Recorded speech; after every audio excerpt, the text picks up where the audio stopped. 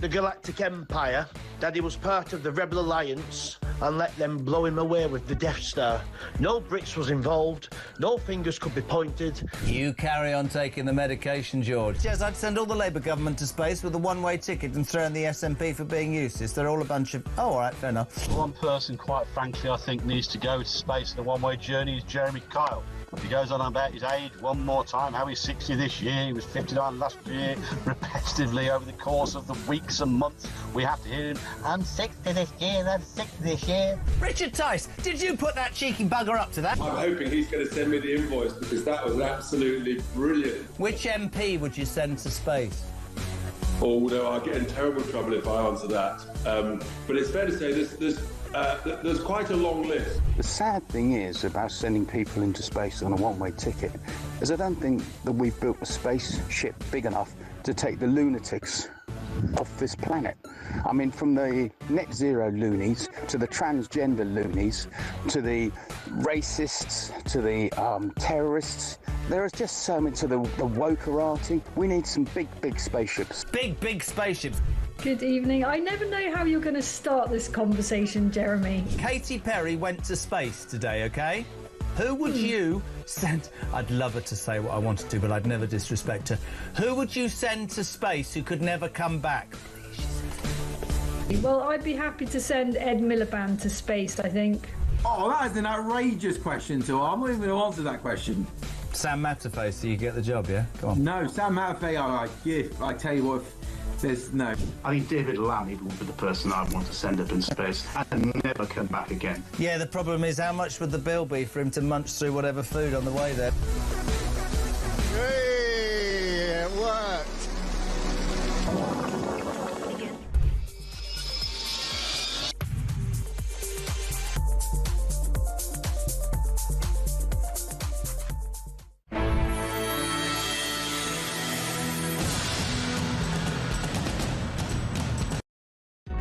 Across the UK, on DAB+, on your smart speaker, on your smart TV, and on your side.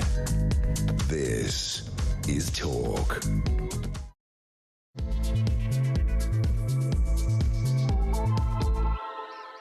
A very, very good morning to you. Welcome to the show. It's coming up 3 minutes past 10 o'clock and not much going on. Barely anything to talk about, frankly. I mean, we'll just do dead air for the next 3 hours. Not much to talk about at all. Oh, yeah, surrender of Brexit. That was it. I knew there was something. Oh, yeah, anti-Semite at the BBC. Well, someone who just, accidentally posts anti-Semitic posts is leaving. Yes, Mr. Gary Lineker. We're going to be talking about all of that. Well, coming up on the show, whether you're listening on DAB Plus Radio or on your smart speaker, watching on YouTube, your connected device, it is great to have your company. As I say, we do have a lot to talk about. I also want to hear from you on a lot of the topics we're talking about. But a new Brexit deal has been done, we're told, and it's going to be signed later today at the first UK-EU summit since we left the EU. It's almost like Keir Starmer put a deadline on his negotiations, completely undermining his own hand. He and the European Commission President Ursula von der Leyen are going to agree new trading terms, what has been dubbed a surrender summit, because that is what it is, over concerns about giving away British sovereignty. We already know that fishing rights have been given away in British waters for the next 12 years, and yet to see what it is we've actually got back in return. We'll be discussing that. Plus, the former US President Joe Biden has been diagnosed with an aggressive form of prostate cancer. Donald Trump wished the former US President a fast and successful recovery. His doctors say they're optimistic about his treatment. And Gary Lineker is set to quit the BBC this week. We can expect an announcement around midday today or even before then. But his last show on the BBC is now going to be this Sunday's match of the day, rather than next year's World Cup, which is quite something.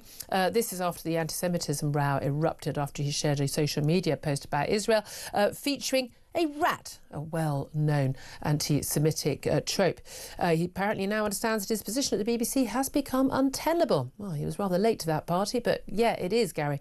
And Israel has begun its extensive ground operations in Gaza in a bid to control large swathes of the Strip. Meanwhile, Prime Minister Benjamin Netanyahu has now agreed to allow in basic food supplies after an 11-week blockade.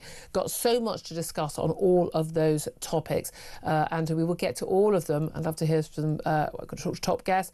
I'm going to be talking to you. I'd love to hear from you on particularly on Keir Starmer apparently giving away access to British fishing waters to the EU for 12 years with, as far as we can see, no guarantee of anything in return in his Brexit recalls reset deal. I want to know your reaction to that. 0344 499 1000 is the number to call. You can text the word talk in your message to 87222. Get in touch with us on X at Talk TV as well. Calls are charged at the national rate. Text costs £1, standard network rate message. Also love to hear your thoughts about Gary Lineker finally going.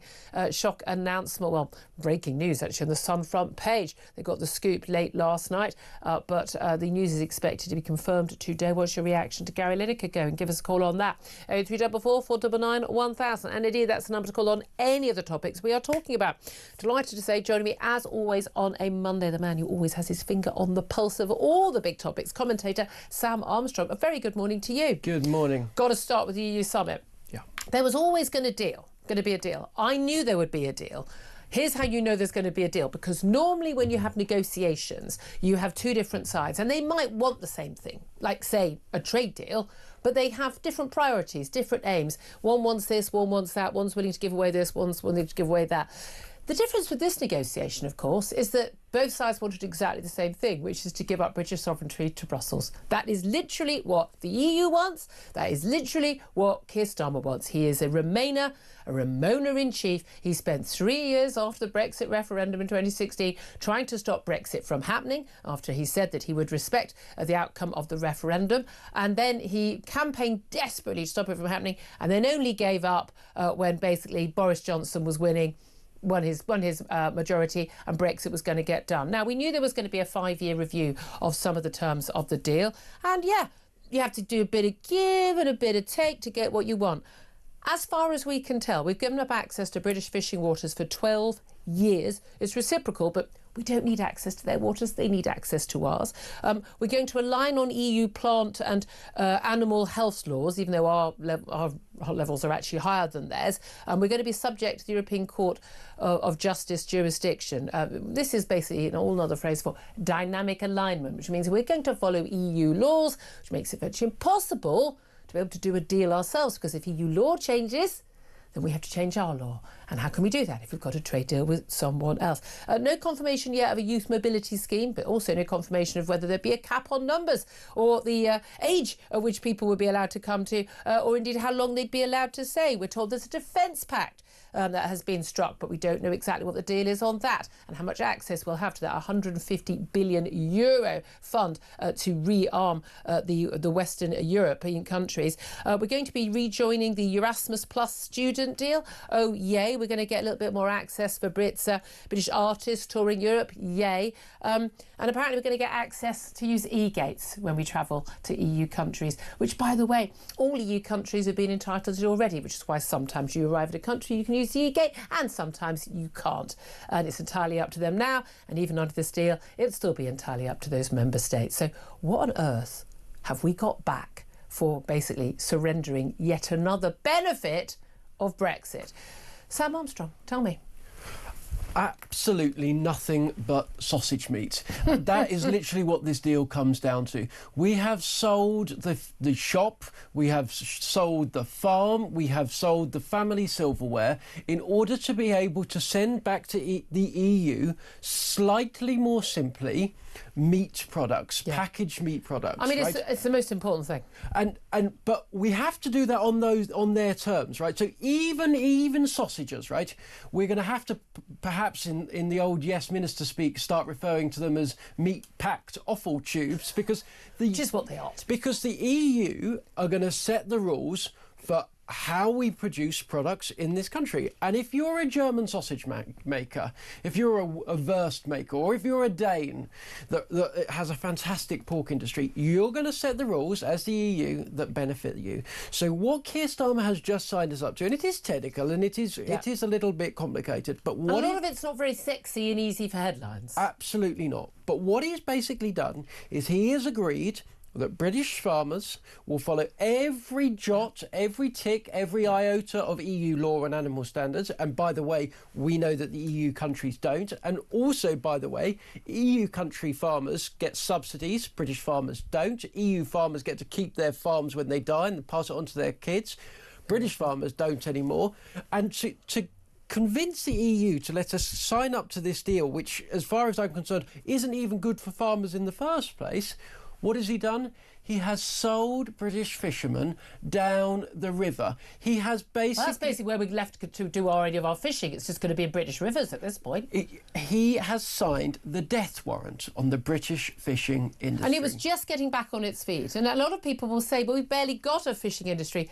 Yeah, because we had mutual rights. Now, the Ramonas, and most of the reporters on this, by the way, you'll see online, and everywhere at the BBC Sky, they're all fully fledged Remainers. I know we're all supposed to, we don't know what they think. I know what they think. I know these people. And they'll say it's reciprocal. These arrangements are reciprocal, so we can use their waters, they can use us. But the point is, we have far more stocks in our waters. They've overfished around France and Spain. Now, this is a key demand from the French fishermen, isn't it, going into our waters.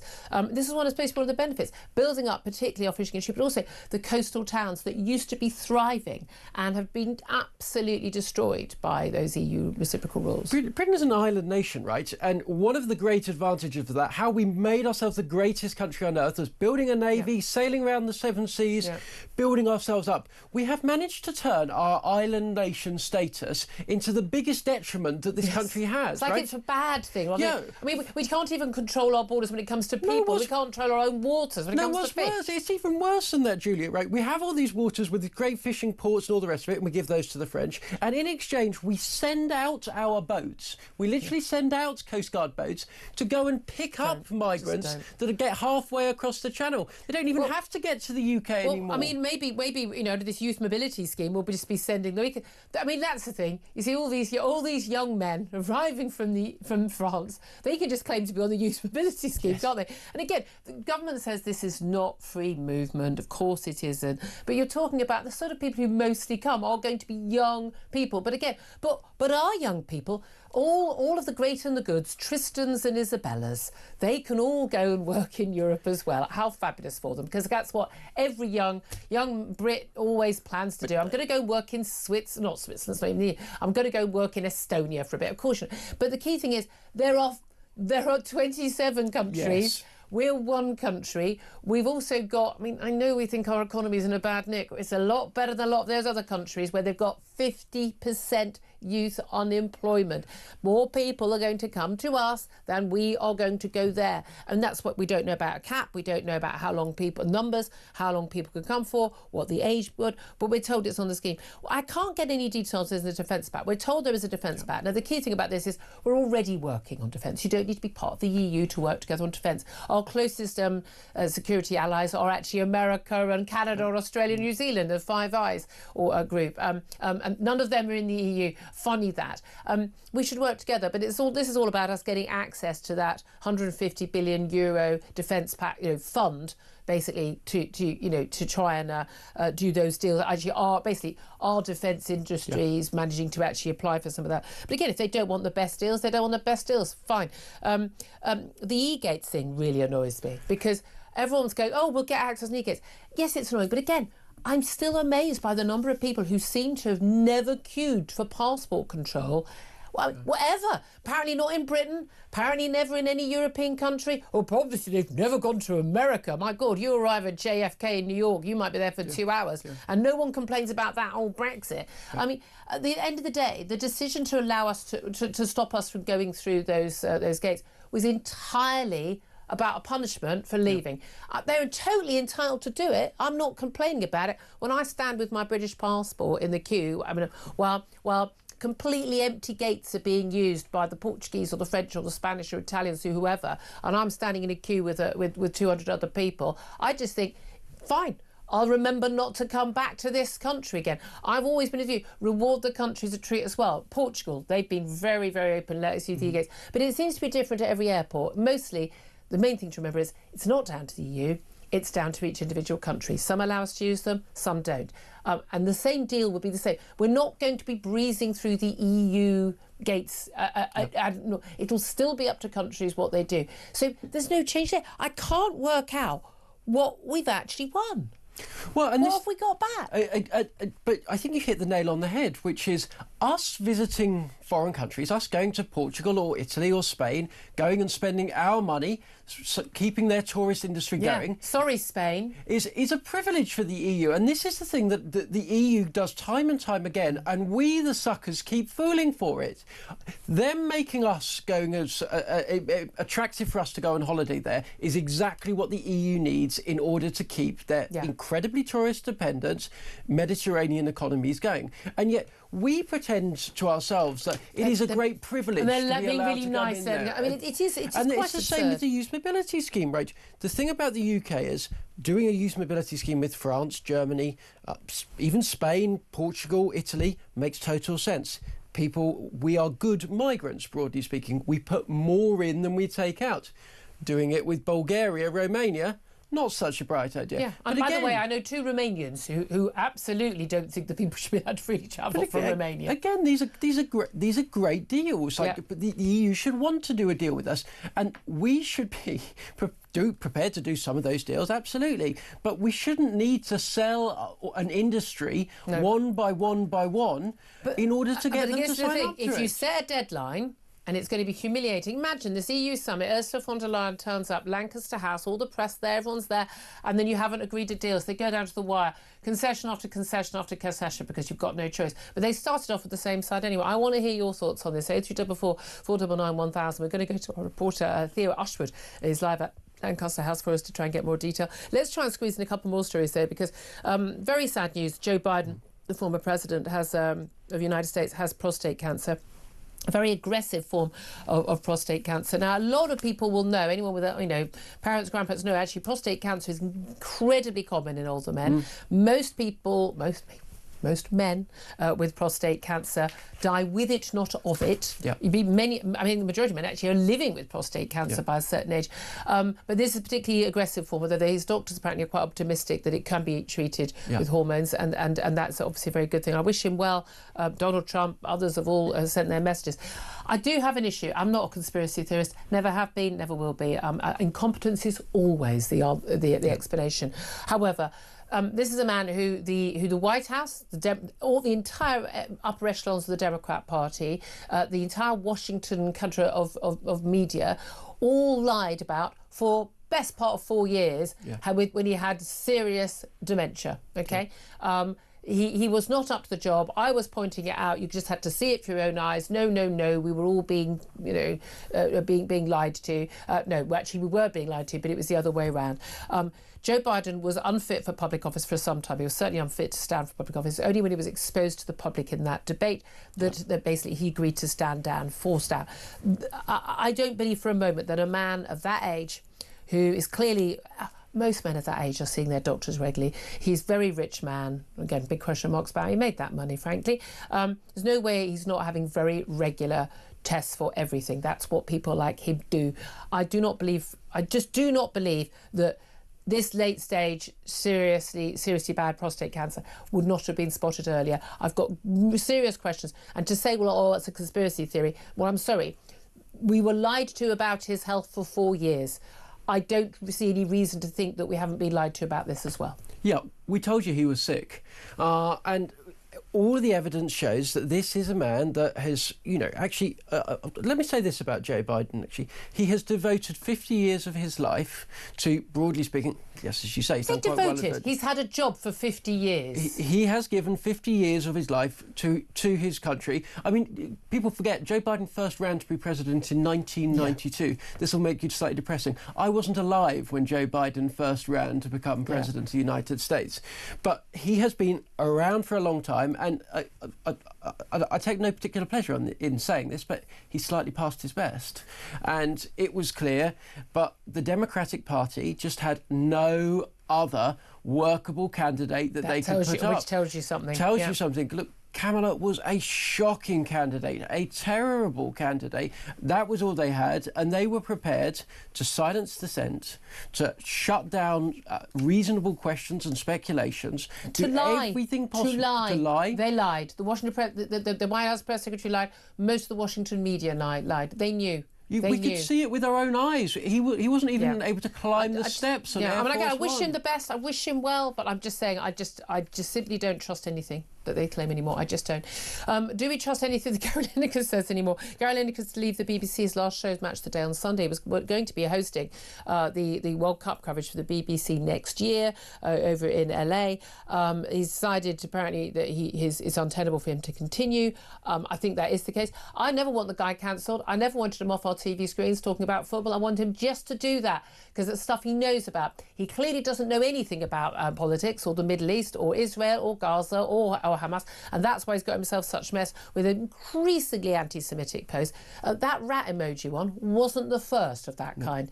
I mean, I don't know, I'm blocked on social media by Gary. Of course I am, because I used to ask him questions. I've never sent the man abuse or anything. I've just asked simple questions of his views, and he blocks so many people. It seems to me that it was untenable for him to continue, but I do wonder whether actually this was more about him criticising the new BBC sports chief for saying that Alex K. Jelski had no TV experience. Don't think you'd get to post anti-Semitic posts, get into controversy all the time, breach your BBC contract, and then slag off your new boss and get to stay in your job, no matter who you are. Yeah, I'm going to have a packet of crisps to celebrate today.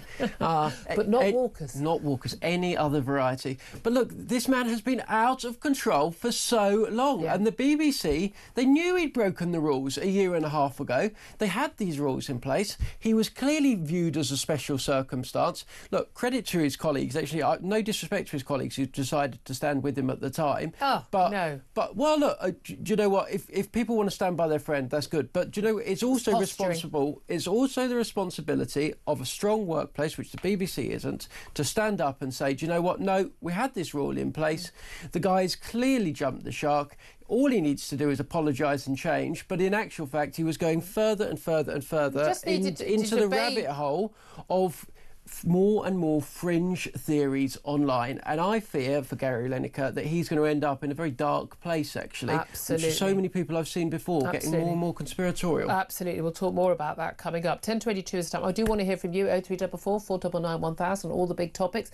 Coming up, we're going to go to political commentator Theo Usherwood, who's live from Lancaster House, where we understand that EU summit deal has been done. Is it a Brexit surrender summit?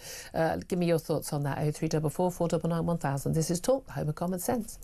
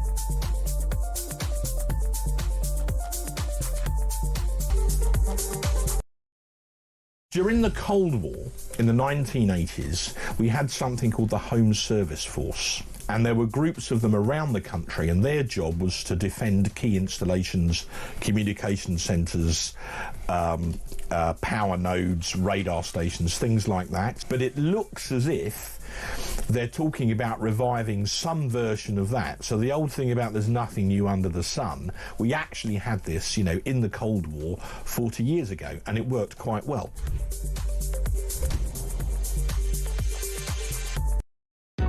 Across the UK, on DAB+, on your smart speaker, on your smart TV, and on your side. This is Talk. Very good morning, welcome back to the show. 10:25 is the time. I'm Julia Hartley-Brewer. Let's cross live now to Lancaster House in central London, where the Prime Minister, Ursula von der Leyen, the European Commission President, and an awful lot of others, the great and the good, are arriving. And also Theo Usherwood, our political commentator, is also there to tell us what is going on with this, well, Surrender Summit. Theo, what has actually been agreed as far as we know? As far as we know, there's a 12-year deal allowing EU boats from Spain, France, etc., to fish in UK territorial waters. In return, we're going to be able to export our foods and agriculture to the European Union without any checks, although we are going to have to follow EU rules, and the European Court of Justice in that area is going to have supremacy. We're also going to get access to a €150 billion defence fund. Of course, that British companies are going to be able to bid for contracts, which will, of course, the aim is at least to preserve European military power against Russia. There was a huge amount of consternation when a couple of months ago it was announced, the European Union announced that we were going to be excluded from that fund for military contracts. From the British side, because of course they suddenly lumped in, well, you have to acquiesce on fishing rights. We didn't want to do that, but we've ended up doing it anyway. Funny that. Julia. So that's what we know already. OK, so that's what we know already. And now there's a lot of fuss about this fishing deal because we knew that it was going to be reviewed. That Boris Johnson, when he signed the original deal, there was going to be a review after 5 years. But there's a lot of concern that we were still allowing access. I mean, EU fishery was all still allowed access, particularly French and Spanish boats. But French, this is a big sticking point for them into British waters currently anyway. But the idea was going to be gradually going down and down and down over the years, and that would allow the British fishing industry to build back up because of they have exclusive access to our fishing waters. That's kind of done and dusted. Now, Nigel Farage, a Reform UK leader, said if this is true, this is the end of the British fishing industry. I assume that Keir Starmer thinks, if that is the case, that that's a price worth paying. Yes, it does. And Keir Starmer has made no bones about it. And it's worth remembering, of course, Daniel Zeichner, who was just put it in comparison, when he went and addressed farmers, he said, the British farming industry was not a priority for this government.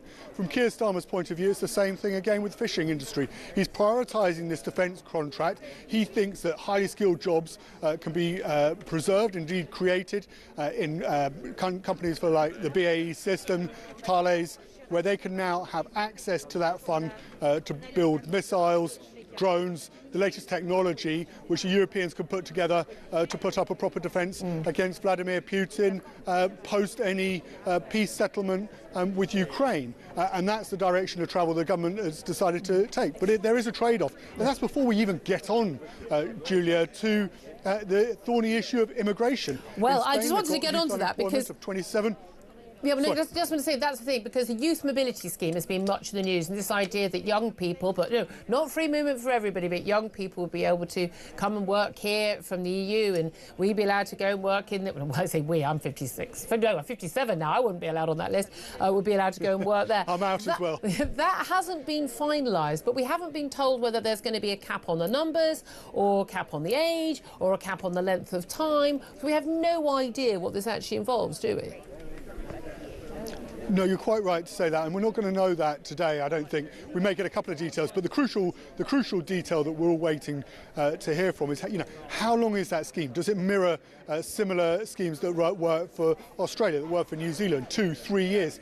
And of course, if that happens, Julia, then it's going to mean that those numbers coming from Spain, coming from France, coming from Eastern Europe as well, to this country in search of work, they're going to have to be included within the overall legal immigration figures. We've seen 2023 net migration 908,000, last year 728,000. The aim from this government, and of course what we saw announced last week with the immigration white paper, is to try and bring it down. But Reform have made the point, Julia, that this could see numbers actually spiralling up again, because suddenly young people who can't get work in countries like Italy or Spain or France are suddenly going to come here. Yeah. The Treasury are very for it. Rachel Reeves' department very for it, because of course it feels a whole big business want to see this youth mobility scheme. But it will have a knock-on impact, because of course we already have 1 million young people in this country who are out of training, out of work and out of employment. And this, of course, the argument will be from those who are very sceptical about it, is that it will force down wages and make it less likely that we can get our young people off benefits and back into work. Well, yeah, absolutely indeed. But don't worry, it's all going to be fine because of e-gates. Now, again, this is one of these big lies that we're always being told, that it's because of Brexit that we can't use e-gates, and it's all down, it's not, well, we chose to leave, so you don't get to use e-gates. I've always been of the view that's entirely up to the EU. I think that's a small price to pay. But if people want to make it harder for us to come to their country to spend money, that seems to me to be a foolish thing to do. We're not high risk. We've got more people coming from Europe to here who might pose a problem to us than the other way around. But we're told that we'll get more access to e-gates. But the EU countries have already been allowed to give us access via e-gates, and they will still get the final say. So that still won't solve the issue of people sometimes, on occasion, having to queue up longer while they watch people who have got EU passports just fly through. Yes, Portugal already does it. Yep. You can fly to Portugal, you can access, as a British citizen, you can already access an e-gate with your passport. The Portuguese government obviously recognise that British tourists and expats have huge amounts of money to spend in their country and welcome us by allowing us access to their e-gates. And we offer access to e-gates as well for European citizens where airports choose to do so. What Keir Starmer is trying to do, Julia, is to try and make, this is the gamble at least, is to try and, with this announcement, is to try and make this a consumer-facing announcement. It's worth remembering, of course, that EU countries will still be able to stick us in the queue, the long queue for non-EU residents, should they choose to do so. The other part of his gamble is that people no longer have time for worrying about the European Court of Justice or European Union supremacy over taking the rules when it comes to agricultural products being exported into the EU. But there is another downside to this that needs to be taken into account. We signed a heads of term agreement with Donald Trump when we last week, 2 weeks ago even, and of course what this will mean is that if we wanted to expand that deal to include food and agriculture, importing those products from the United States, it's now going to be very difficult to do so because we have to follow EU rules. And if there's a divergence, we have to ignore the US market, and we now have to agree with everything that European Union says, and it's regardless of any decision that they might decide whether they want to change the rules, we just go along with it. Absolutely. Because that's the agreement. And again, those rules will be changed. It's called dynamic alignment. Yeah, those rules will be changed to benefit those countries, not necessarily our industry. I mean, again, as long as we're not required to eat horse meat. I mean, again, those wonderful EU rules which meant that we're having horse meat in lasagnas from parts of Eastern Europe a few years back. Everyone remember that? That was all under those wonderful EU very high-level rules. But there we are. Theo Ashford, great to hear from you. I know you're going to be bringing us up to date throughout the show and throughout the afternoon as we finally get that, we're told, full announcement. Nothing confirmed 100% yet. That's Theo Ashford, political commentator, live from Lancaster House. Sam Armstrong, it is fascinating how this is going to be sold, isn't it, to the British public? Look, Brexiteers are going to go, no.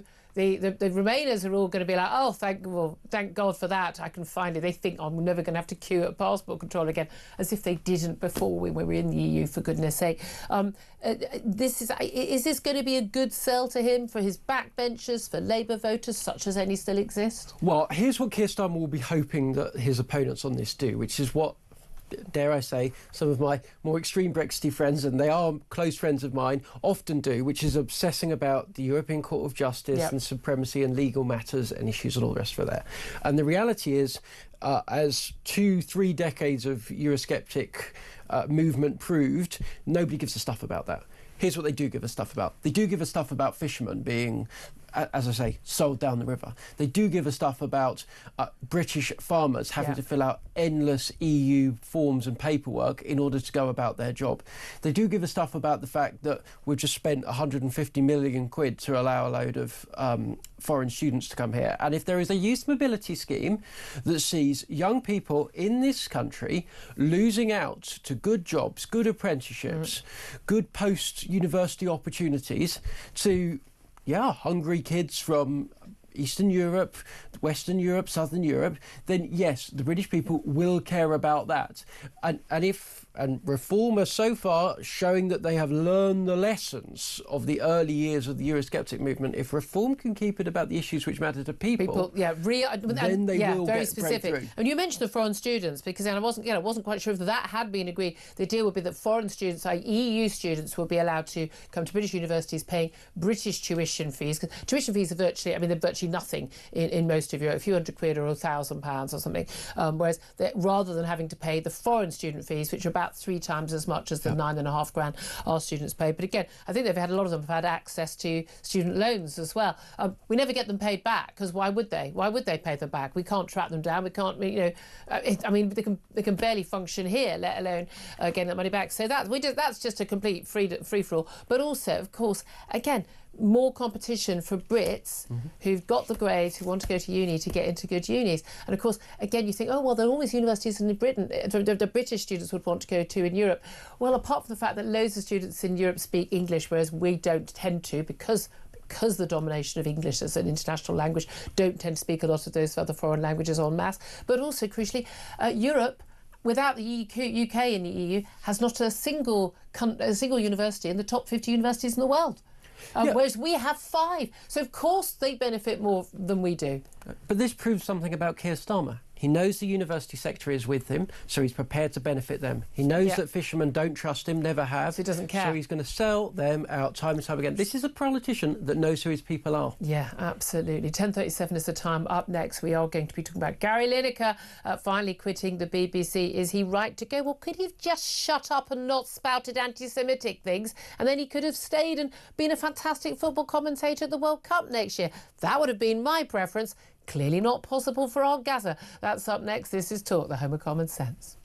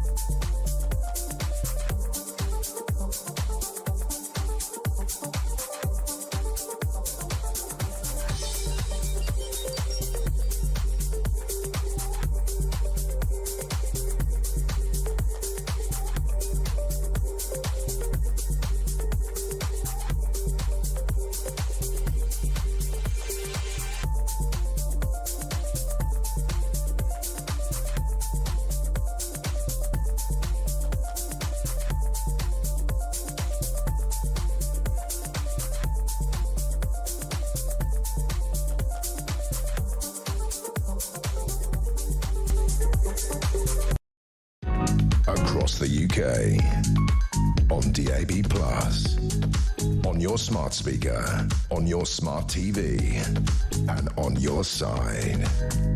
This is Talk.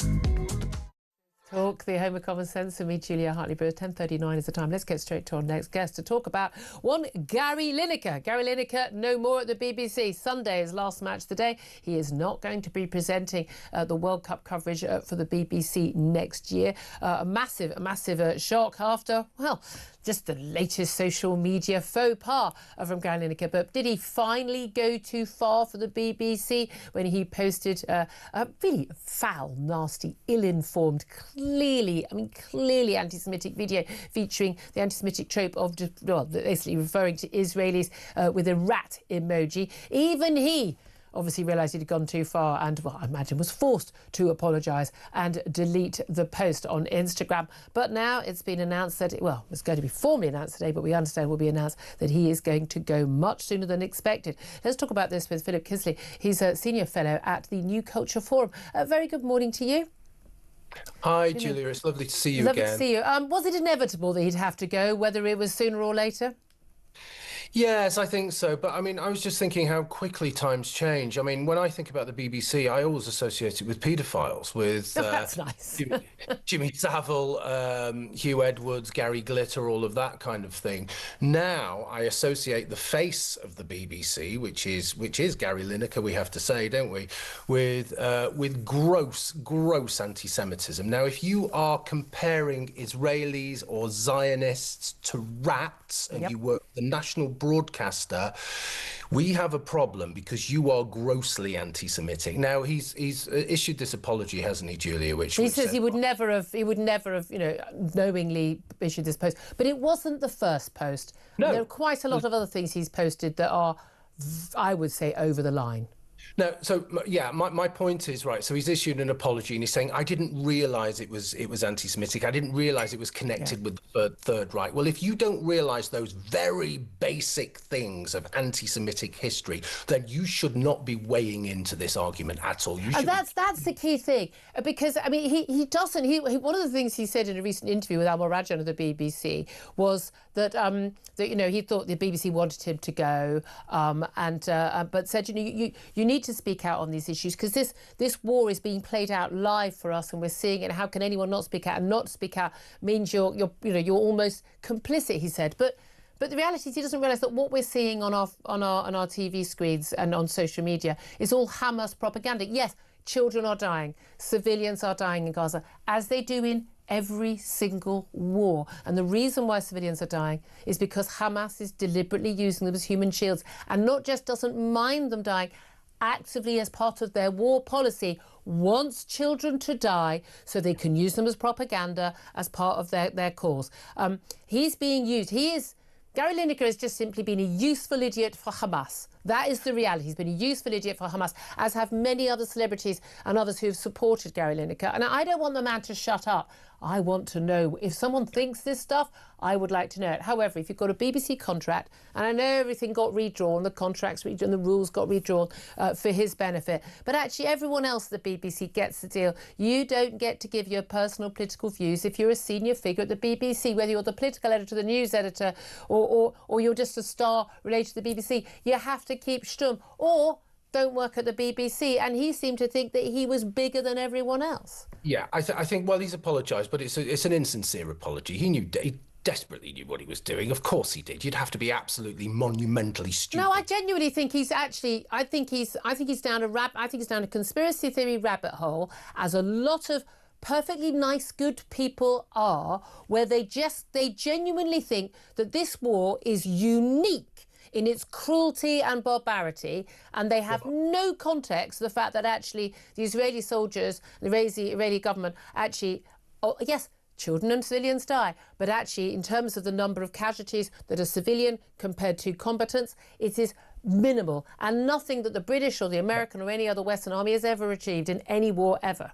Yeah, I get that, but he did share an image of a rat and likened it to Jews. So I think that's one thing. But I don't think it's just about Gary Lineker, Julia. Okay, I think it's a systemic problem. I think it's a product of a culture. It's no mistake that the BBC were massively biased against Israel. It's no mistake that they just take Hamas's statistics as read and just push them out. It's no mistake that they produced a documentary and had a Hamas official's son narrating the damn thing. It's much, much more than Gary Lineker. Gary Lineker is the silly, chattering class face of this gross anti-Semitism, which is systemic. And it's not just about the BBC. It filters into the institutions. It's part of the hard left long march, which massively anti-Semitic.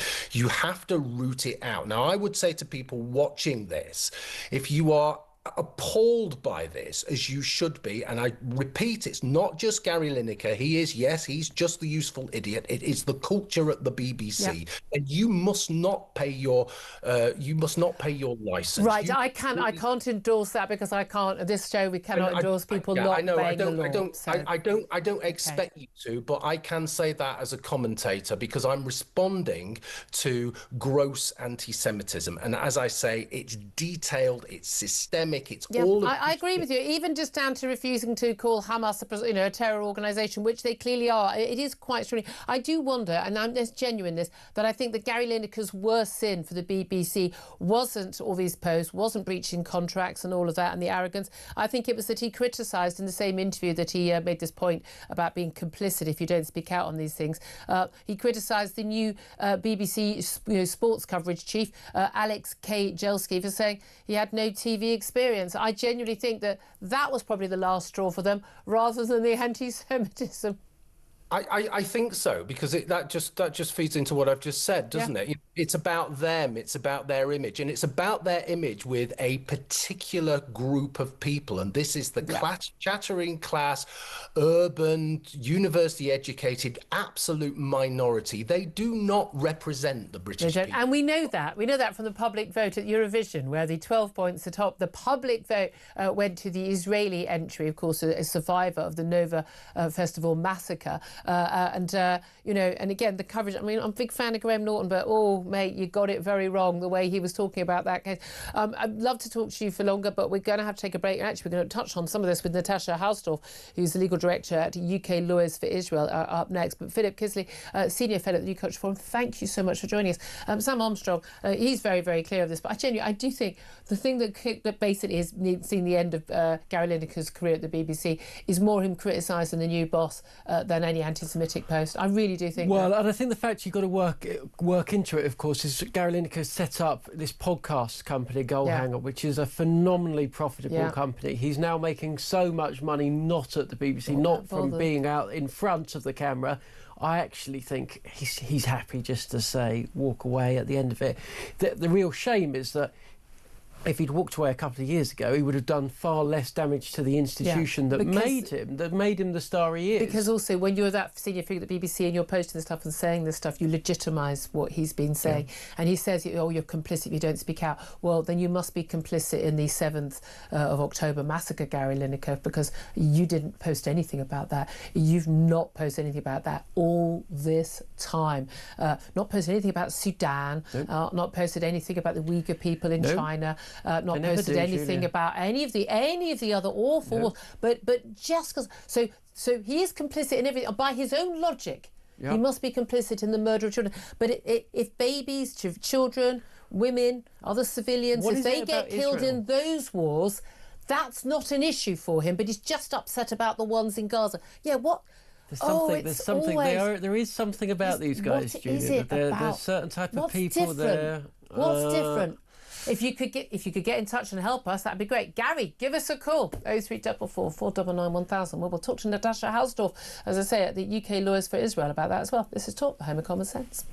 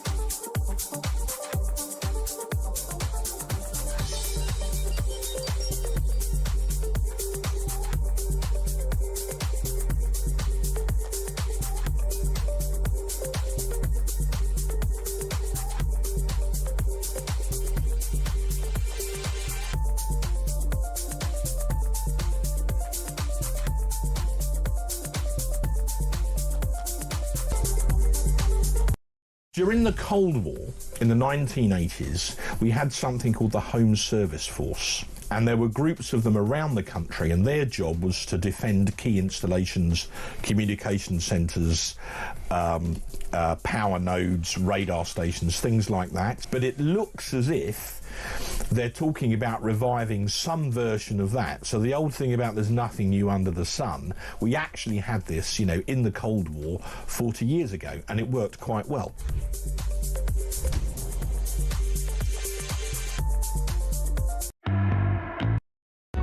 Across the UK, on DAB+, on your smart speaker, on your smart TV, and on your side. This is Talk.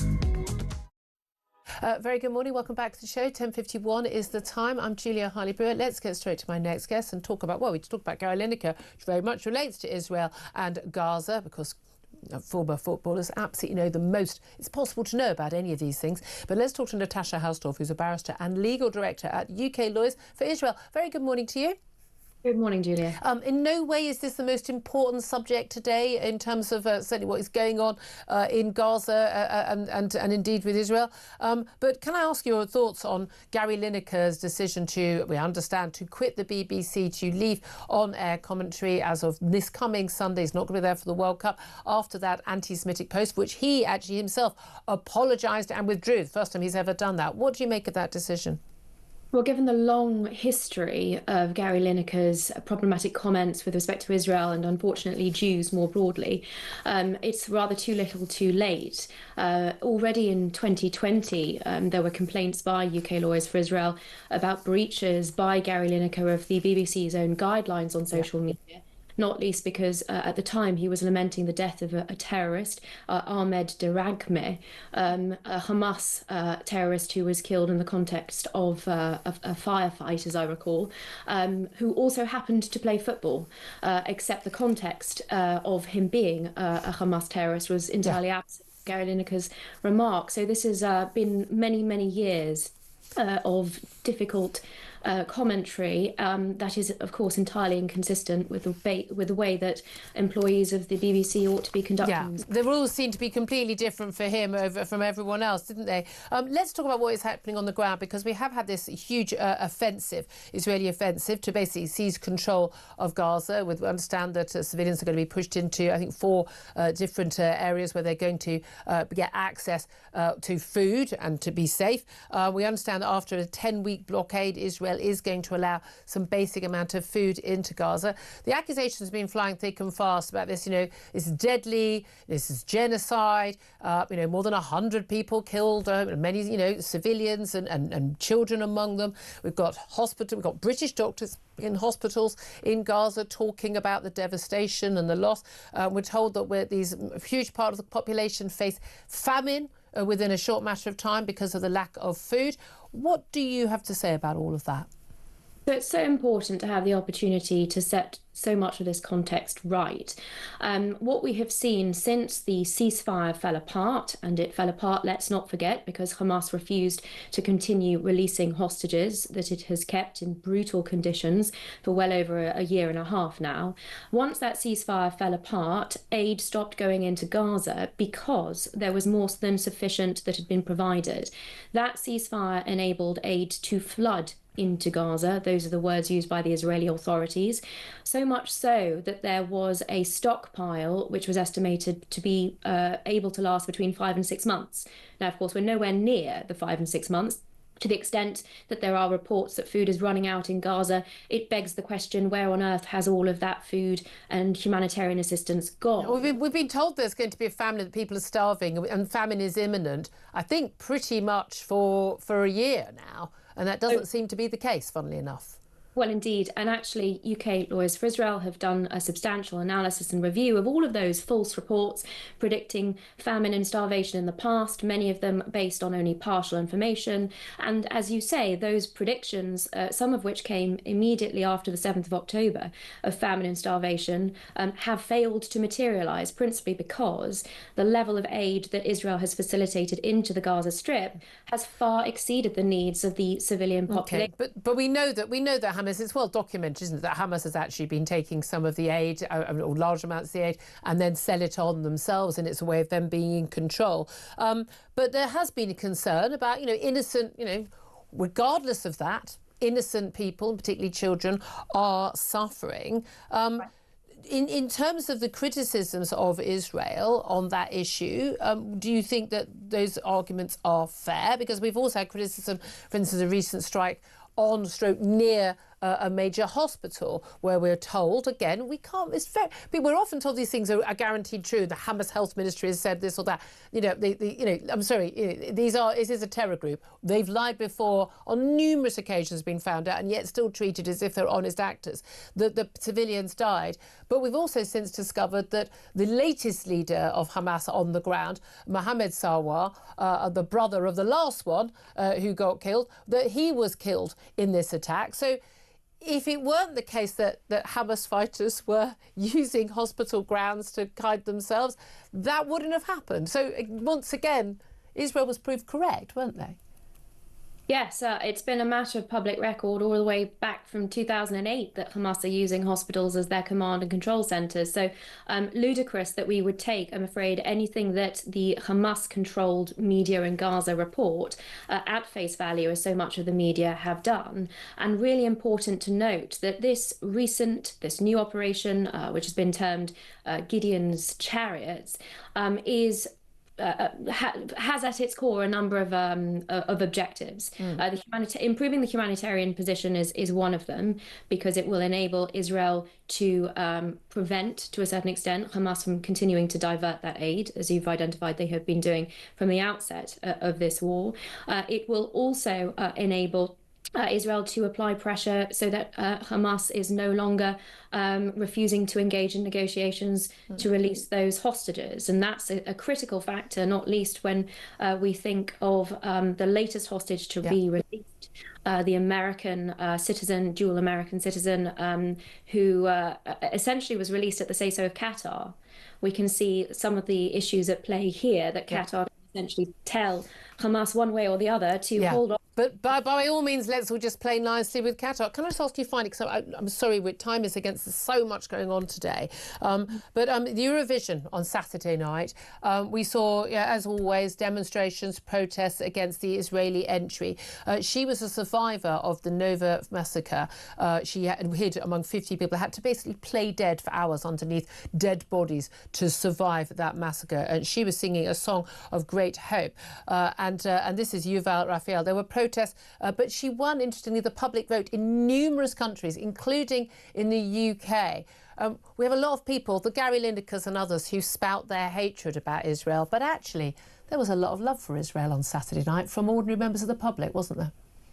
I think testament to the quality of that song and the quality of the performance, which year after year Israel has really outdone itself in. Remarkable, though, I would say, that this song, so rooted in Yuval's own experience of surviving that massacre, he only started singing professionally after experience, and as a mark of the new lease of life that she was given. Yeah, what I find extraordinary is one of the people who protested, who was arrested, was a member of Youth Demand who wanted to throw blood over a young Israeli woman who had survived a massacre by hiding under the dead bodies of her friends and was performing at a music event. It just kind of tells you everything about the sickness of the people who are opposed to this. Natasha Hausdorff, thank you so much for joining us. I'm going to get Sam Armstrong's thoughts on this, and yours too coming up. This is Talk, the home of common sense.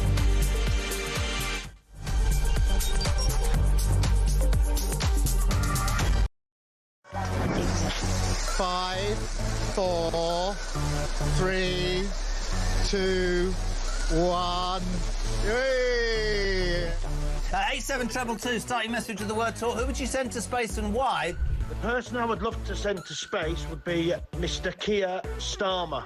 And then I would tell the Galactic Empire that he was part of the Rebel Alliance and let them blow him away with the Death Star. No Brits was involved, no fingers could be pointed. You carry on taking the medication, George. Yes, I'd send all the Labour government to space with a one-way ticket and throw in the SNP for being useless. They're all a bunch of... Oh, all right, fair enough. One person, quite frankly, I think needs to go to space on a one-way journey is Jeremy Kyle. If he goes on about his age one more time, how he's 60 this year, he was 59 last year, repetitively over the course of the weeks and months, we have to hear him, I'm 60 this year, I'm 60 this year. Richard Tice, did you put that cheeky bugger up to that? I'm hoping he's going to send me the invoice because that was absolutely brilliant. Which MP would you send to space? Oh, no, I'll get in terrible trouble if I answer that. But it's fair to say there's quite a long list. The sad thing is about sending people into space on a one-way ticket is I don't think that we've built a spaceship big enough to take the lunatics off this planet. I mean, from the net zero loonies to the transgender loonies to the racists to the terrorists, there is just so much to the wokerati. We need some big spaceships. Big spaceships. Good evening. I never know how you're going to start this conversation, Jeremy. Katy Perry went to space today, OK? Who would you send... I'd love her to say what I wanted to, but I'd never disrespect her. Who would you send to space who could never come back? Well, I'd be happy to send Ed Miliband to space, I think. Oh, that is an outrageous question, so I'm not even going to answer that question. Sam Matterface, so you get the job, yeah? Go on. No, Sam Matterface, I tell you what, there's no.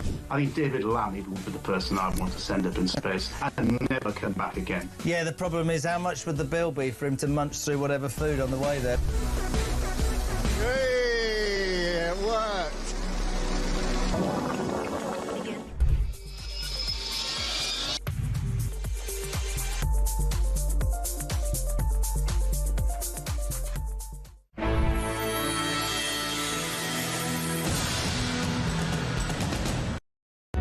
Across the UK, on DAB+, on your smart speaker, on your smart TV, and on your side. This is Talk.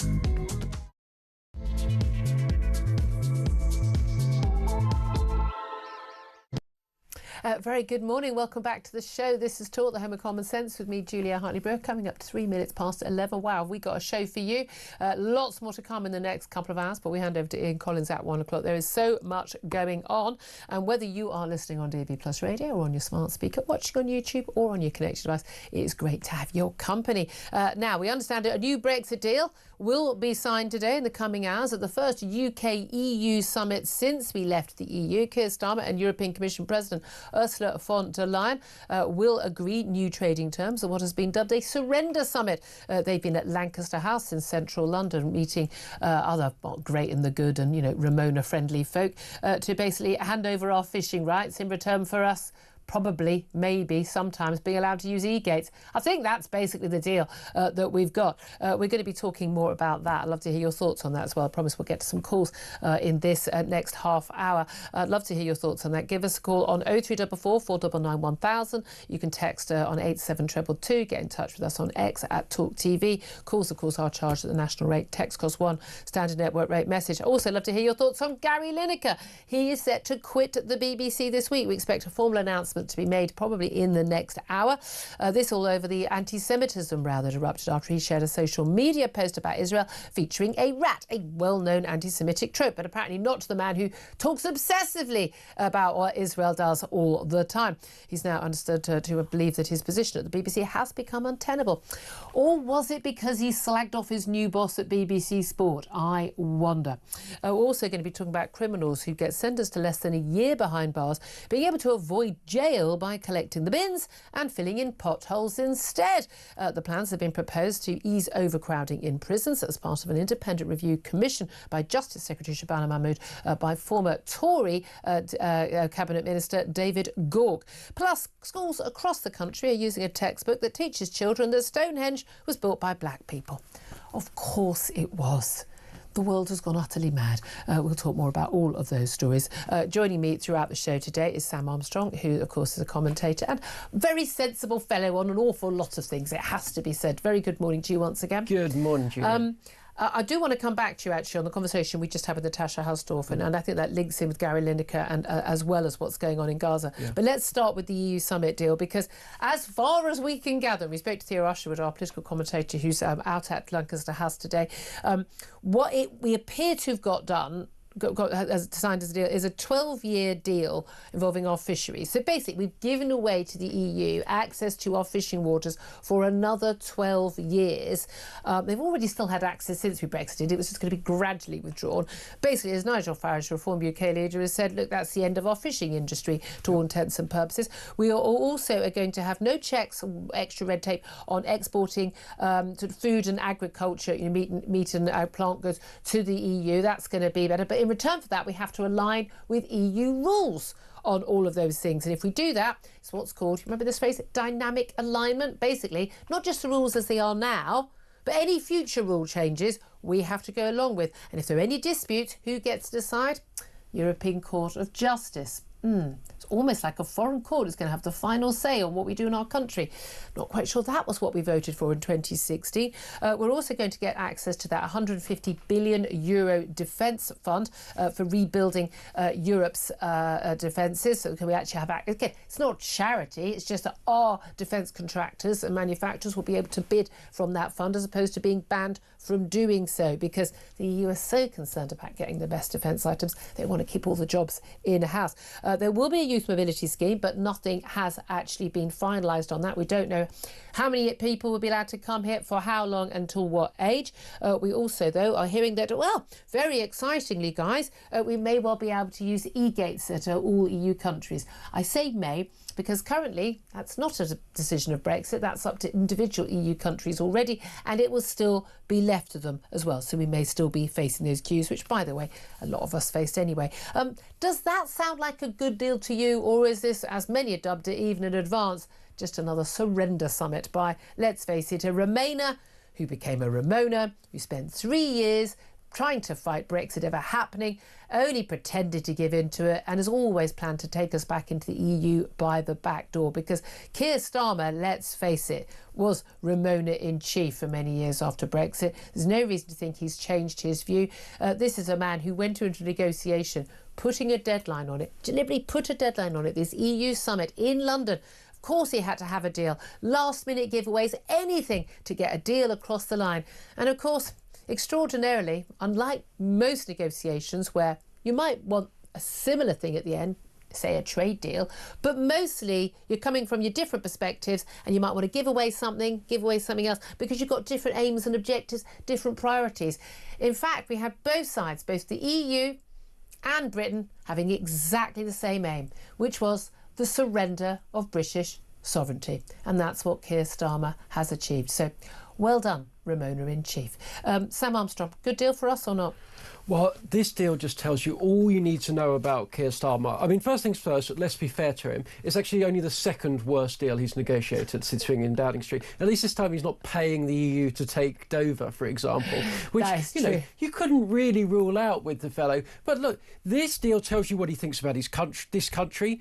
We're going to have no fish, no borders, no waters, no sovereignty. This is a man that doesn't care about preserving and protecting this country's the very fabric, the very really framework. believe in the nation state. That's It also tells you who he likes, who he supports, and who he doesn't support. Look, this deal is probably quite good for unions. The kind of companies that are going to do well out of this, defence firms, are heavily unionised, heavily structured. Some of the meat processing companies, actually the big business. Starmer's always been keen on big business. But this deal is horrendous, awful, devastating, traumatic, ending the end for our fishing industry, but also for small independent farming businesses and the like that had just got over the shock of Brexit. And there was some disruption. There were things getting organised. There was a lot of admin, a lot of red tape, and it was costly and time-consuming. Beginning to make the most of their new freedoms. And we were just staring down the precipice of a new, great, fantastic deal with the United States. And boy, oh boy, oh boy, unlike the EU, do the United States consumers want to buy Scottish whisky, British meats, all of the high-quality, high-value products that we could deliver. But instead, Starmer has attached us, welded us, wedded us to the EU, a system that is basically designed to screw over the agricultural industries of every other country. And if you think they've done a deal in order to benefit us, I've got a bridge to sell you, right? This is a deal that is horrendously, heinously, awfully bad for British farmers. And I'll tell you for why. Because they're going to have to follow all of the same rules, all of the same processes, all of the same guidance. But they've got to do it without the subsidies that EU farmers get. So we're selling products, and by the way, the French don't really want to eat British beef or British lamb or anything else. They're not interested in our high value products. What they do want to buy is just bulk agricultural products. So precisely the kind of low value agriculture that has torn the British agricultural industry really down.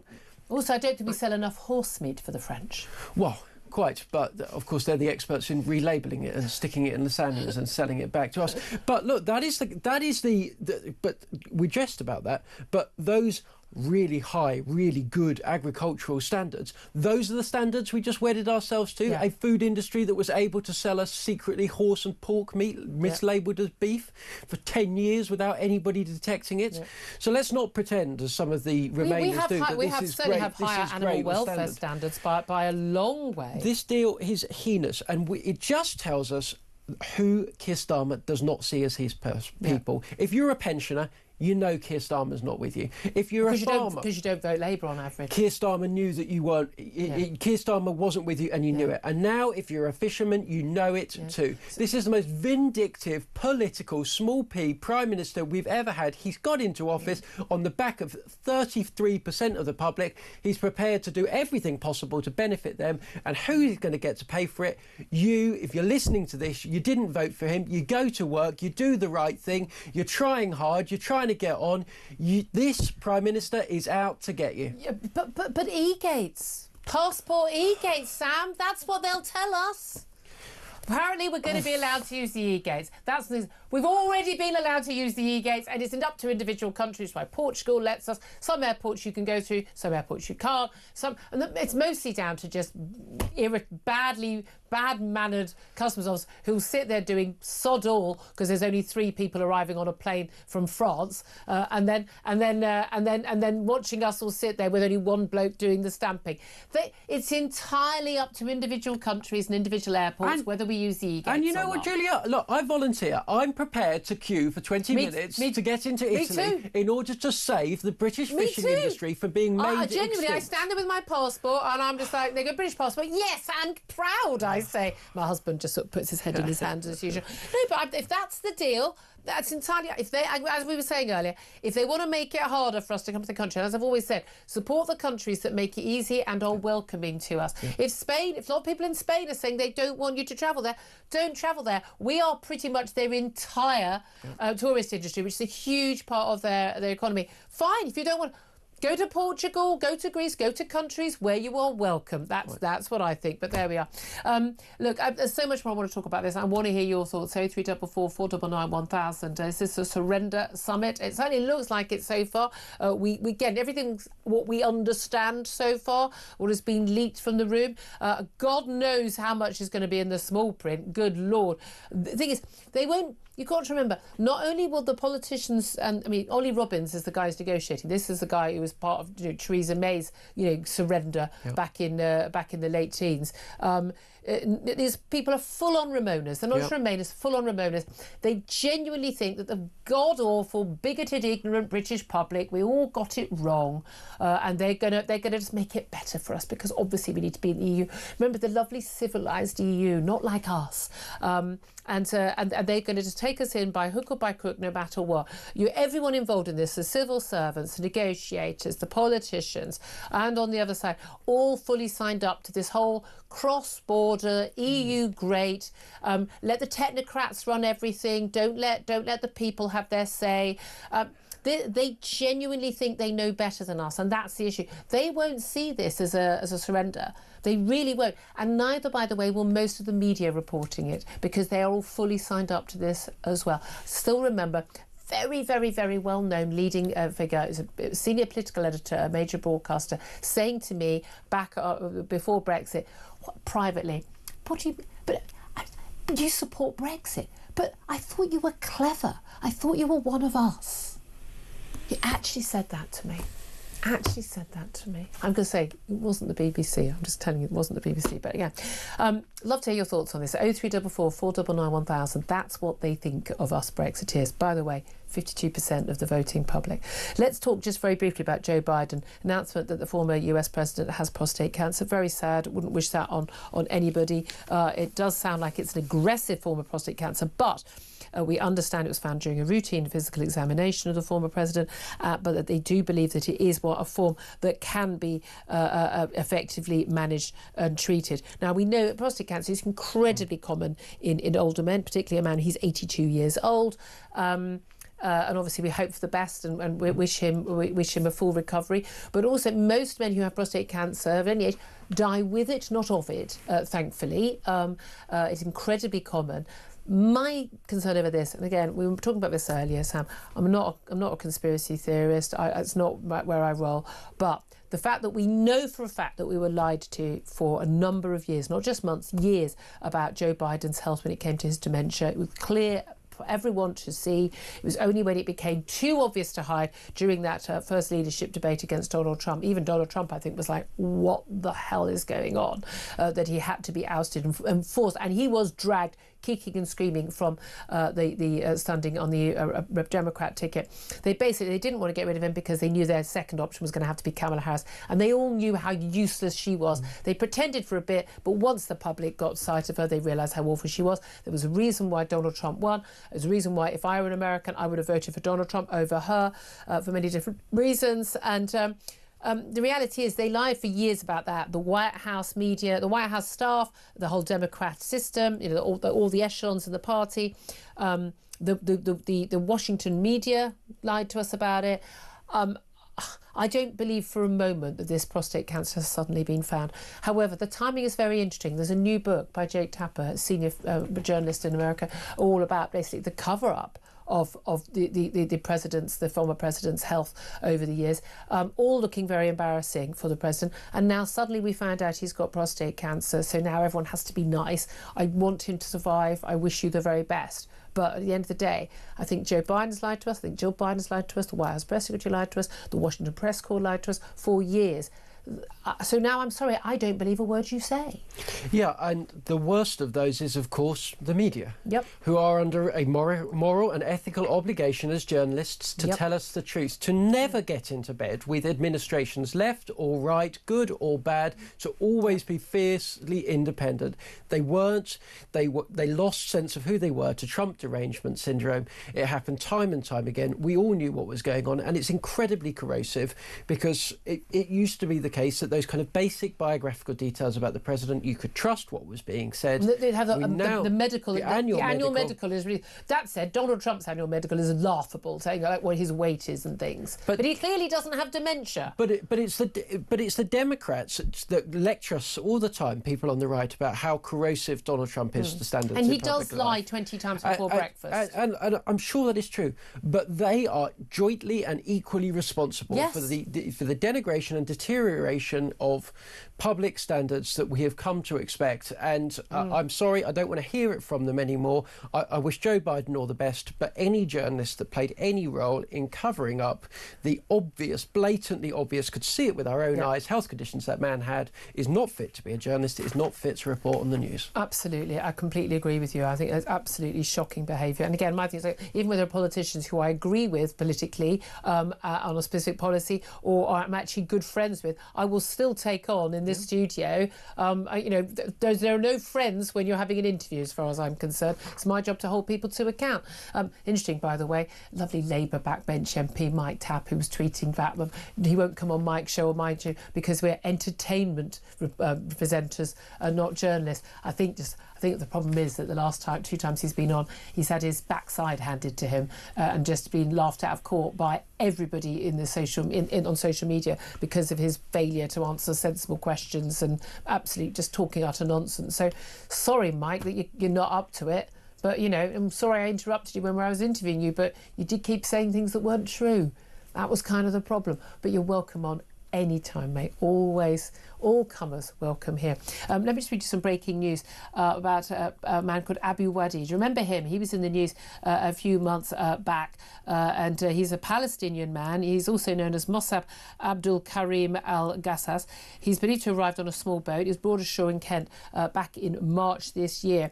But extraordinary, it was revealed by the Campaign Against Anti-Semitism that this is a man who posted numerous videos online praying for all Jews to be killed, posted a picture of himself holding an assault rifle. Apparently he'd been brought in, brought here to the shores, been arrived by a small boat, brought ashore, processed, set free, carry on as you were. This was on a Thursday. It wasn't until the Sunday he was actually arrested. He has been charged. He was charged with making anti-Semitic posts. He's now pleaded guilty this morning at Canterbury Crown Court to arriving in the UK in March without valid entry clearance, so illegal entry in the country. But again, abject failure of us to have any proper controls. And we've seen, haven't we, that Iranian terror crime arrests that have been made, that the men who've been arrested and charged with crimes have been living in asylum hotels, having arrived here, we understand, illegally, or certainly claimed to have been needing asylum in this country. And yet, again and again and again, it's just like there are people who are free and roaming our streets. And again, I do not know whether these people are guilty or innocent. People have a right to a fair trial. I'm not not making a judgment on that. But we simply don't know who these people are. This is an invasion. In fact, it is the biggest invasion of men crossing the English Channel in small boats that all hate us, want to take over this country, want to replace our government with a different system of ideology since 1066. Yeah. You literally have to go back that far to face a situation of this scale.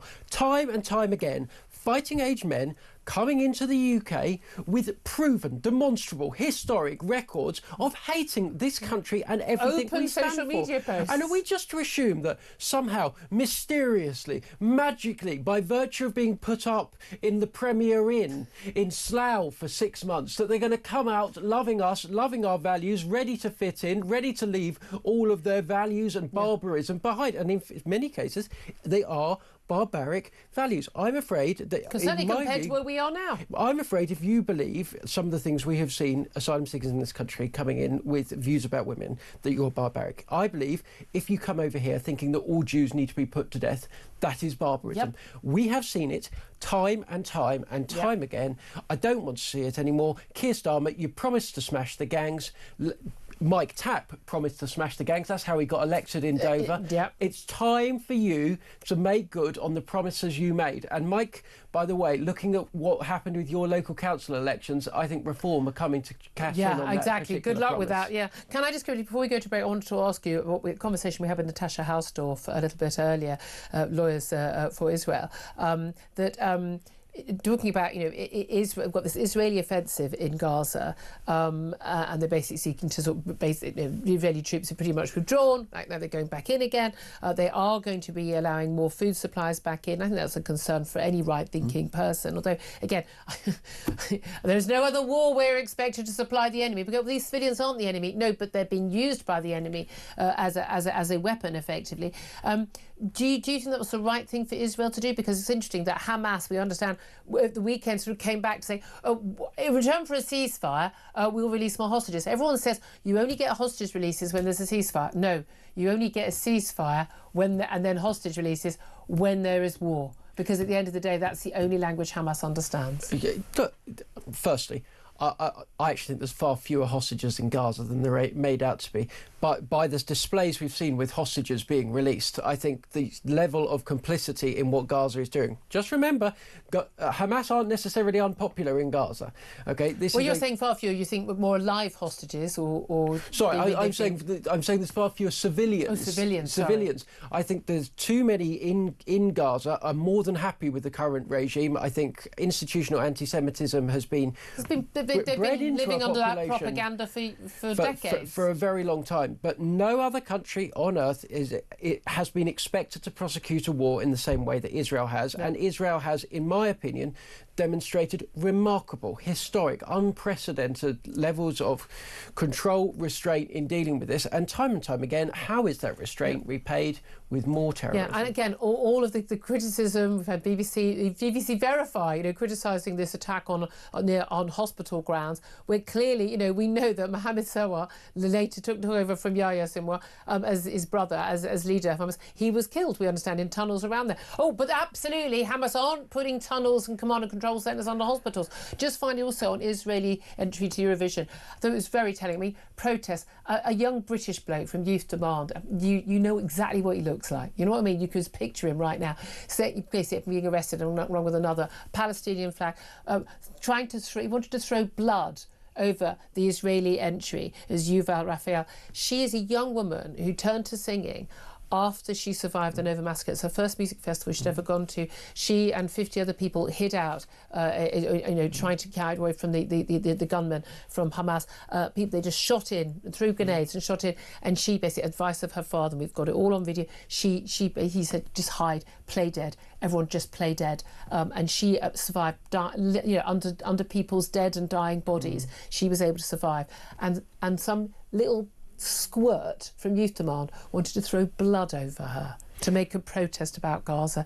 These people aren't real. Well, but do you know what the good thing is, Julia? That these people, the likes of Gary Lineker, elites, minor people, whoever they are, they don't speak for us, because Israel won the popular vote. The people of Europe stood by Israel. They're going to continue to stand by Israel. These people can attempt to misrepresent the reality of where people are, what people think, but the reality is good, right-thinking people are standing by Israel to this day. 11:26 is the time. I want to hear from you on all the topics we're talking about, particularly the EU, particularly Gary Lineker. Get in touch, 0344 499 1000. Is it a surrender summit?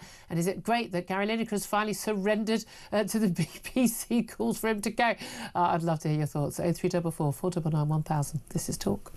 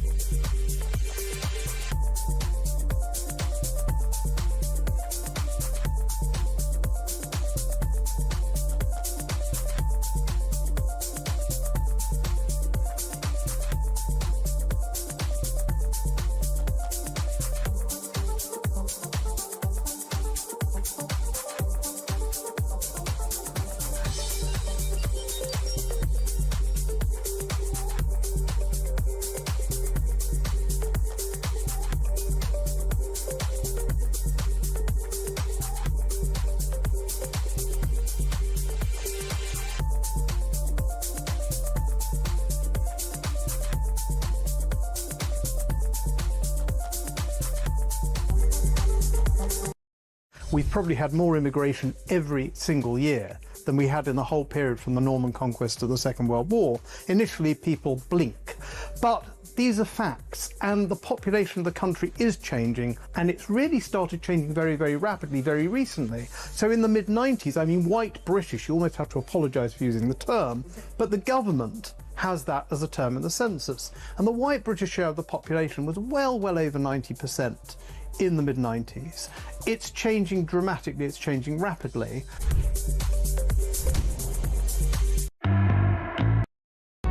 Across the UK, on DAB+, on your smart speaker, on your smart TV, and on your side.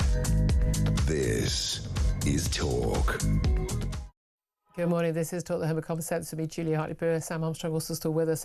Let's get to your calls and your messages, in particular about this, EU surrender deal. We've got a deal that's about to be signed. The UK Prime Minister Keir Starmer is hosting a summit with the European Commission leader, of course, Ursula von der Leyen, and others right now in London. We've done the deal. Basically, I mean, giving away our fishing rights for 12 years, giving away lots of other things in terms of, ECJ, European Court of Justice jurisdiction over various different rules and laws regarding agriculture as well, going to align with the EU. We don't know exactly whether or not there's going to be a youth mobility scheme or not, but what we do know right now is we will be paying for the privilege. So that's nice, isn't it? We're going to be paying into EU coffers. We're going to pay but have no say. Brilliant. Well done, everybody. 0344 499 1000 is the number to call to have your say. Let's go to Ryan, who is in South Yorkshire. Ryan, does this sound like a good deal to you? Can I be honest with you? It's absolutely ridiculous and ludicrous. We all voted out of the EU for a reason. We were bailing out other countries.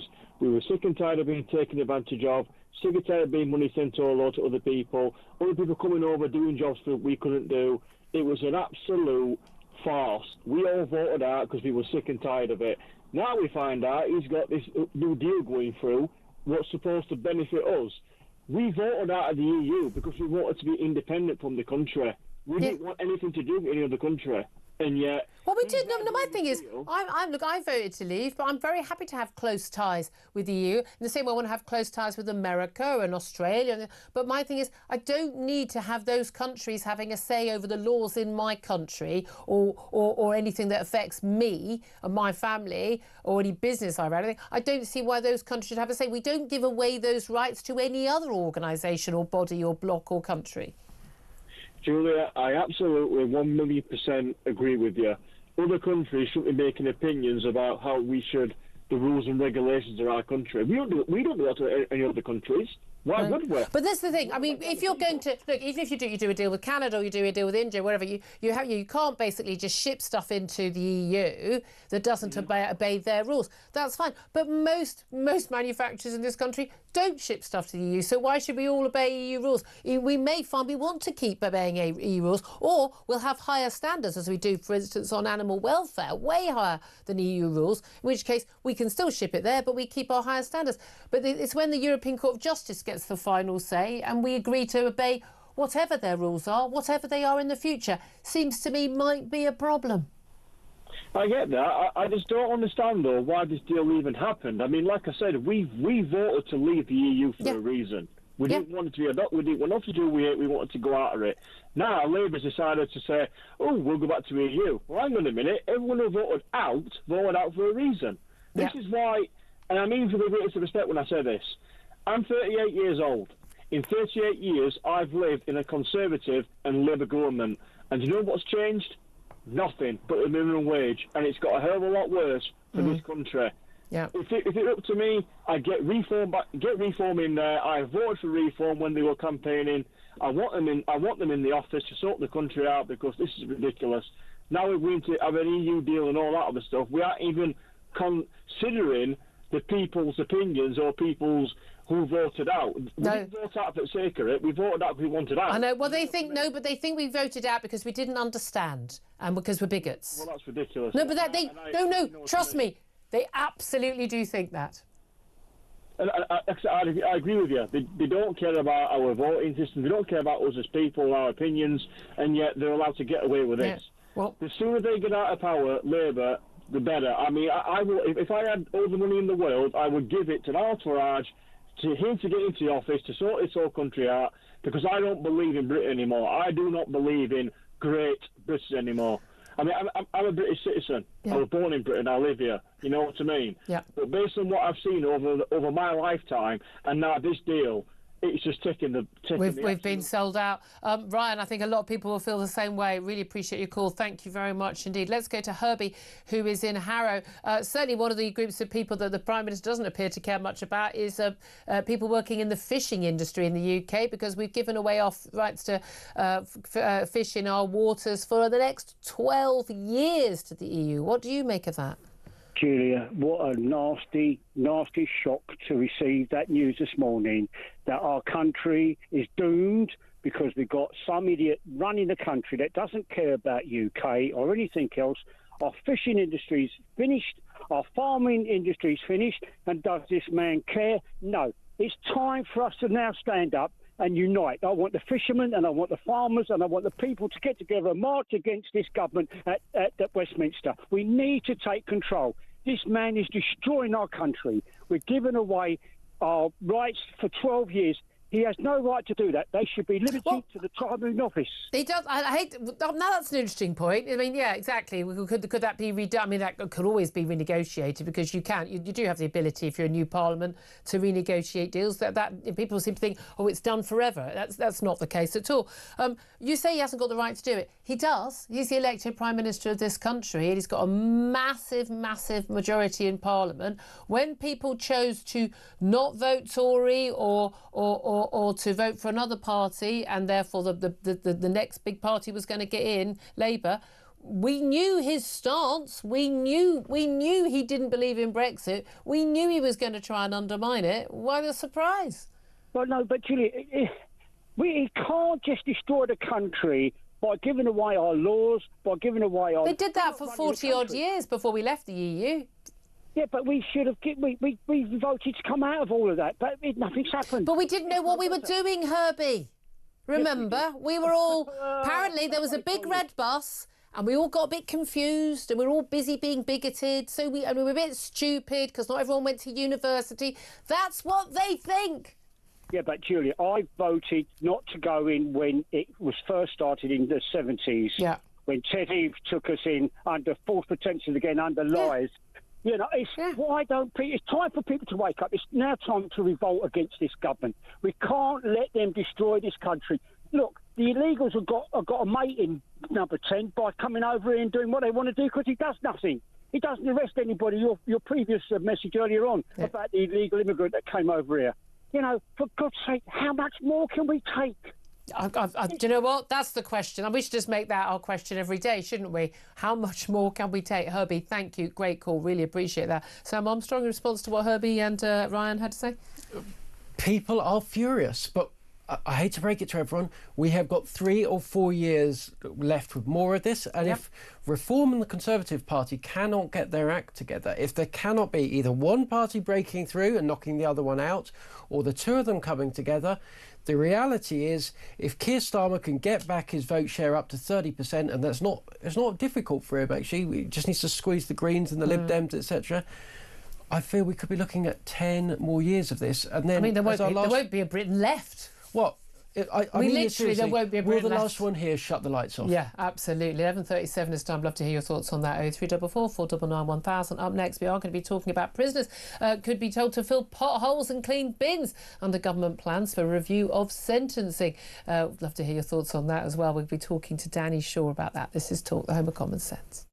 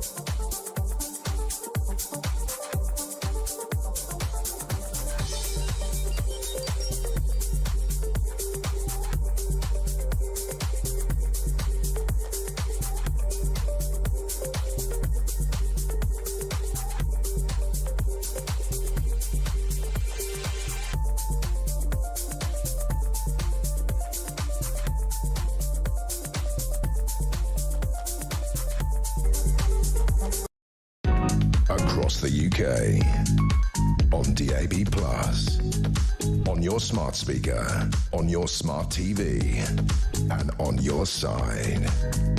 This is Talk. Very good morning. Welcome back to the show. 11:40 is the time. There's now a leaked version of this Brexit reset deal. And yeah, just to clarify that we are going to be giving away rights to our fishing waters for 12 years. We've agreed to rejoin the EU's Erasmus student exchange scheme. Basically, everything else, well, we're going to be doing a deal when it comes to agricultural and plant and animal products. We're basically going to sign up to EU rules. We're going to have the European Court of Justice having oversight of it. Oh, and basically, we're going to pay for the privilege. We're going to pay apparently an appropriate sum of money. It's going to be in the billions, folks. It's going to be in the billions every single year. So, yeah, it's almost like being back in the EU, isn't it? But just by the back door where we have to pay, but we have no say. This is exactly what Keir Starmer wanted to do. It's what he tried to do from 2016 onwards, but failed to do as Shadow Brexit Secretary. He's finally got his wish.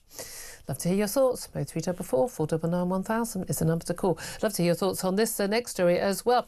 We've got a big review of sentencing that's going to be coming out. Could be as early as tomorrow by the former Cabinet Minister for the Conservatives. That's David Gauke. Full on good on Ramona as well, so they like him. He's one of the good ones for the Labour Party. But one of the things we understand he is going to be suggesting is that prisoners who are sentenced to under a year in prison, or offenders sentenced under a year in prison, could, instead of serving time behind bars for their community sentencing, clean bins or fill potholes in the streets. What would you make of that? Well, let's find out what Danny Shaw makes of it. He's a policing, crime and justice commentator. Joins us once again on the show. Of course, also a former advisor to Yvette Cooper before she was Home Secretary. Very good morning to you, Danny. Good morning, Julia. Thanks Hi. so much. Long awaited this sentencing review. I mean, it's rather different from sentencing guidelines from the Sentencing Council. There's been a lot of talk from the government. We know, Lord Timpson, one of the Home Office ministers, well, Justice Minister, sorry, they're not very keen on people going to prison. They kind of think that prison doesn't work, and certainly for those sentenced to short jail terms shouldn't really be behind bars. But the idea that they're going to be emptying the bins and filling potholes, don't we already have people employed to do that? Yeah, it feels like I've heard this before. I mean, I think every government over the past 20 years has tried to ramp up community penalties. Remember the high-vis jackets, orange bibs, picking litter, all that kind of thing. It's an attractive sounding policy, and perhaps it might work in some scenarios, but there are practical difficulties of doing it. You need people to supervise the individuals. Some businesses and supermarkets, frankly, won't want people doing this, that kind of work.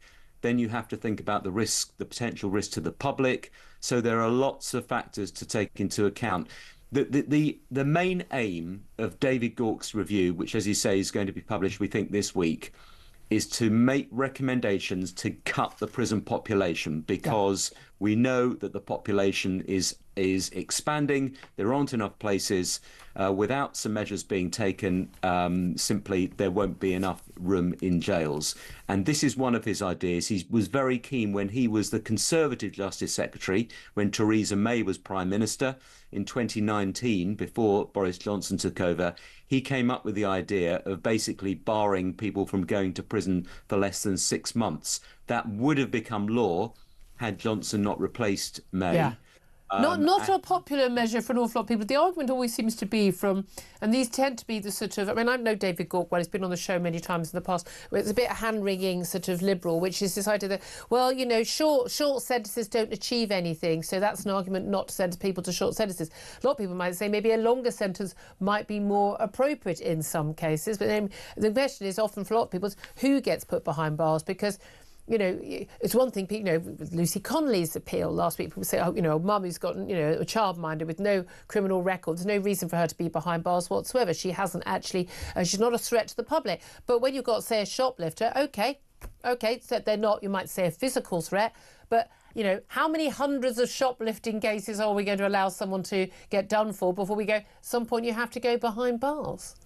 Well, exactly. I think this is the problem at the heart of the government's sort of law and order strategy. On the one hand, the Home Office wants police to arrest more people for crimes like shoplifting, for violence against women and girls, for knife crime in particular. They want more prosecutions, they want more convictions. On the other hand, the Ministry of Justice is pursuing a policy that is in effect going to reduce the prison population. The two are diametrically opposed.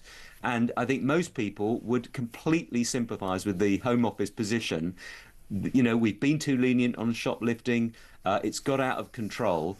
But, you know, under David Gauke's plan, anyone who's given a sentence of, you know, potentially it would be 6 months, 12 months in custody, they won't serve that time in prison. They'll be out and they'll be shoplifting again. So I think there's a real problem at the heart of this. I don't think getting soft on those sort of sentences is the way to curb the prison population. I certainly don't think it's going to go down well with the public, and of course the media are going to be on this all the time to sort of, you know, let's see what's the latest crime being committed by somebody who's out on one of these tagged programs. I mean, bearing in mind a lot of the people who get sent to prison, for an awful lot of them, they are massively repeat offenders. I mean, it's again and again and again and again. Vast majority of people, for instance, who commit knife crime don't go to prison. Some amazing stats are revealed at the weekend. I think most people are absolutely shocked by how many crimes someone has to do as a burglar or a shoplifter before they'll actually get sent behind bars. I know shoplifting, it's minimum 10, nearly always an average, I think, around 20. But for that, and those are the offences you've been caught and prosecuted for,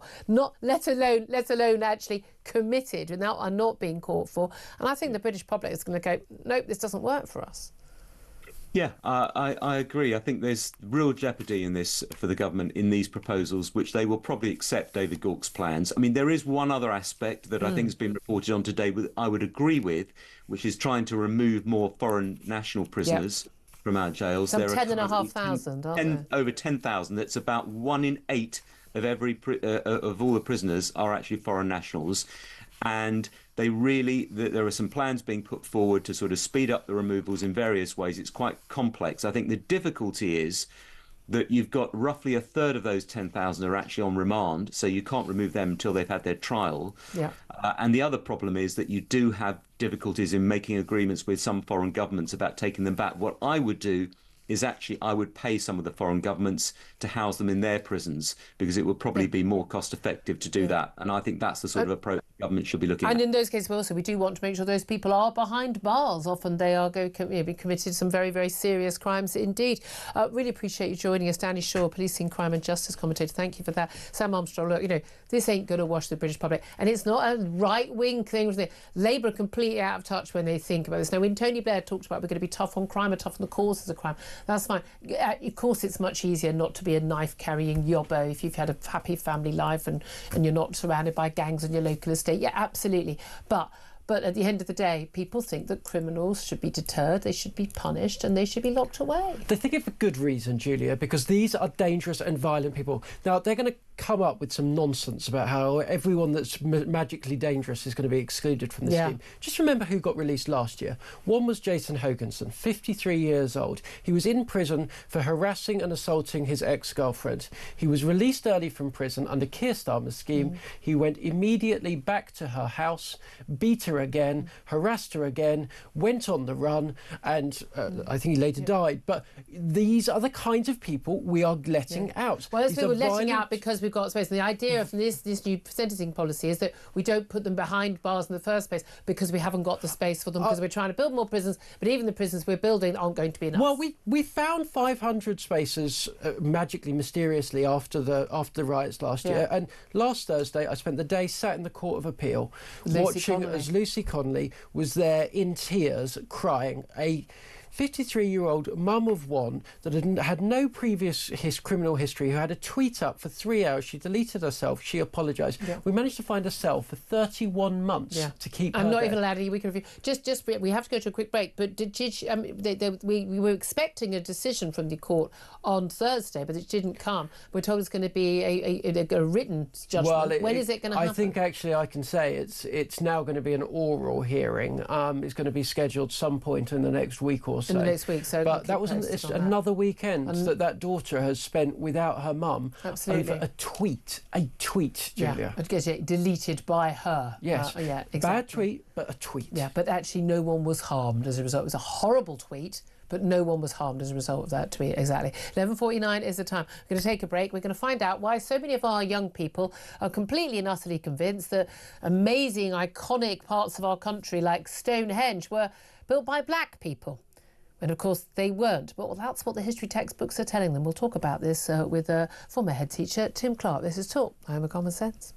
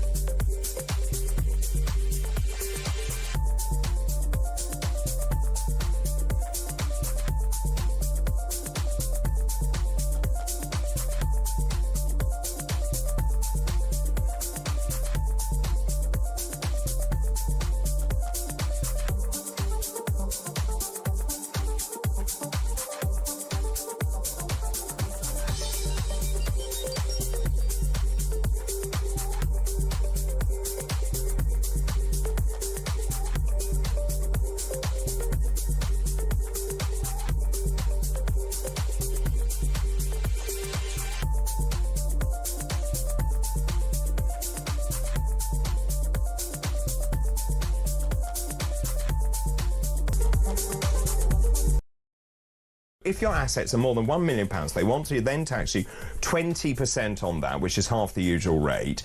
And we know what happened. Tractors in Westminster, actually farmers absolutely in floods of tears, particularly older farmers actually, because they just don't know how they're going to continue farming. Now, this is interesting because the Environment, Food and Rural Affairs Committee, or EFRA, released a report on Friday, and they said the changes were made without adequate consultation, impact assessment or affordability assessment. There's a surprise, isn't it? Across the UK, on DAB+, on your smart speaker, on your smart TV, and on your side. This is Talk. Very good morning. Welcome back to the show. 11:52 is the time. I'm Julia Hartley-Brewer. Sam Armstrong still with me. Delighted to be joined now by former head teacher Tim Clark. Very good morning to you, Tim. Morning, Julia. Good to see you again. I really should say Mr. Clark. It's head teacher. I think we should. Mr. Clark. Hello, sir. Good morning, sir. Sorry for being late, sir. I want to talk to you about Stonehenge. Now, I don't remember Stonehenge coming up much on the curriculum at my comp, but in terms of being taught history, I think I certainly want my child and any child in this country to be taught accurate history in terms of who built Stonehenge. It was built by Britons, ancient Britons. It's the most amazing, beautiful site. Tourists come from far and wide to see Stonehenge. It's absolutely stunning. It really, when you see it, it really is something that kind of blows your mind. And now we understand that children in British schools are being taught that that monument was built by black people here in the UK. This has been put in a book called Brilliant Black British History. It's been written by a Nigerian-born British author Atinuke and states that Britain was a black country for more than 7,000 years before white people came. And the book is marketed as a must-have in any school library. And according to a Policy Exchange, the think tank, this is now being widely taught to an awful lot of pupils. What do you make of that? And is it true? Well, that's exactly the starting point, isn't it, Julia? To have an open debate, is it true? Yes, history does change as new facts, new evidence comes to light. Well, if someone comes up with this theory, let's have it explored. Let's have the best scientists and the best historians explore it. If it's true, great, it's a new historical theory. If it's utter hogwash, then it shouldn't be anywhere near a school library or a school textbook. The theories that, and I have to say I have not read this, but the fear is, what I have read about it, is that it's based on evidence that has been misunderstood, or worse still, deliberately misrepresented. That's the real worry. But if someone wants to come up with a theory, let's discuss it in the open. And as I say, if it's true, it's true. If it's not true, let's forget it. And we have this, don't we? I did history A-level, it's revisionism, and, again, after wars, for instance, it's the winner who writes the history, and then it can be revised later, and you get some different perspectives, absolutely. But the thing is, what's interesting, this report by Policy Exchange says that 83%, so 8 out of 10 secondary schools have changed their history curriculum to, quote, decolonise the curriculum. Explain to us what decolonisation of history curriculums mean. Well, it's not just the history curriculum, it's the English literature curriculum, it's the science curriculum, the math curriculum. The concept basically is that our policymakers want our curriculum to represent the vibrant multicultural country that we are. And of course, there is a place for that. But the difficulty is that the danger is that you then forget everything that happened in the hundreds and hundreds of years before Britain became a multicultural country in the middle of the 20th century. And some people won't like me saying, but there's no doubt about it. Before then, Britain was dominated by dead white men. That is a fact. That is our culture. I don't even know why you feel the need to put the proviso. It is a simple matter of fact that we are almost entirely a white country until about 30 years ago. Absolutely. And you see, there's a current review going on of the national curriculum by the current government. In my view, very worryingly, this is being rushed through. There's been no open consultation. There was a 2-month period where people could submit evidence, but only 7,000 people did. That's out of 500,000 teachers, 9 million sets of parents, higher education, business, enterprise. It'll be the activists who get in touch. Absolutely. And the DfE has stated that the new national curriculum is to be relevant. Oh. Well, what is relevant? Oh, God, it'll just be rap instead of Shakespeare. That's what it always ends up being. That's the thing. But it's interesting, because I want to pick you up, because you said, we're a diverse sort of multicultural country. No, I don't want us to be a multicultural country. I want us to be a British country. I'm happy for it to be multiracial. I think, race is completely irrelevant. I want it to be not a monoculture, but certainly a clear, dominant culture that is shared by everyone. So you can have your little bit if you come from Italy, a little bit of Italian culture, a bit of Nigerian culture, a bit of Jamaican culture, a bit of Palestinian culture if you want. But the dominant culture needs to be British established culture, our values, our cultural traditions and the like. And that seems to me to be what the vast majority of people want. By the way, previously, people of any race. And I think the confusing the multiracial and multicultural has been the issue, because you're kind of basically saying anyone of different colours as a different culture. And that shouldn't be the case. And that's the problem, is this idea that anything that happened when we were largely a white country was bad, and now we're a good country because not everyone's white. That is quite a message to tell young children. Absolutely. And I think, yes, we've got to reflect what's happened over the 50 years, last 50, 60 years. But of course, what unites people in this country is that they live in Britain. Yes. That is the big uniting factor. They live here. There is a medieval church in practically every town and village. Yeah. That is part of our culture. Yeah. And of course, that's what we should stress. I say not exclusively. We don't want the danger of producing sort of xenophobic nationalists. No, but we don't. Need people to understand. But again, one of the things Policy Exchange looked at was, what topics kids were learning in history, and virtually every school covers slavery and covers the Industrial Revolution and stuff. Kids are learning about this stuff. I mean, the biggest problem, I think, is we're the only country in the world that teaches our kids that we're a bad country, our history is bad, our culture is bad. We are intrinsically wrong and evil and have done bad things. No other country does that. But and linked to that, Julia, is also this problem or this mindset that if you study something, you agree with it. I mean, for years, schools have been scared about teaching the British Empire. Yeah. Well, to teach the British Empire, to teach that Britain ruled a quarter of the globe and practically every ocean. That isn't passing comment on. No, it's an established fact. Again, also, but what you should do is teach more about the other countries that had big empires and say, yeah, maybe Britain wasn't such a bad colonial power as others. So good to talk to you, Mr. Clark, Tim Clark, former head teacher. Thank you very much. Time's against us. This is Talk.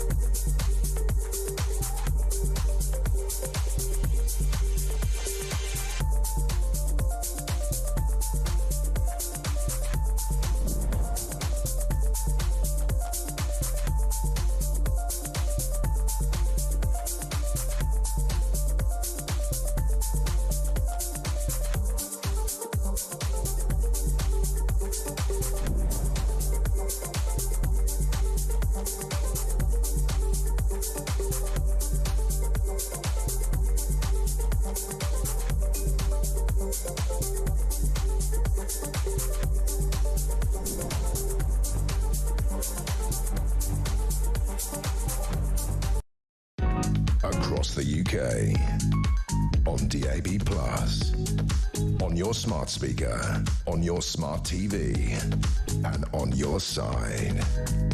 This is Talk.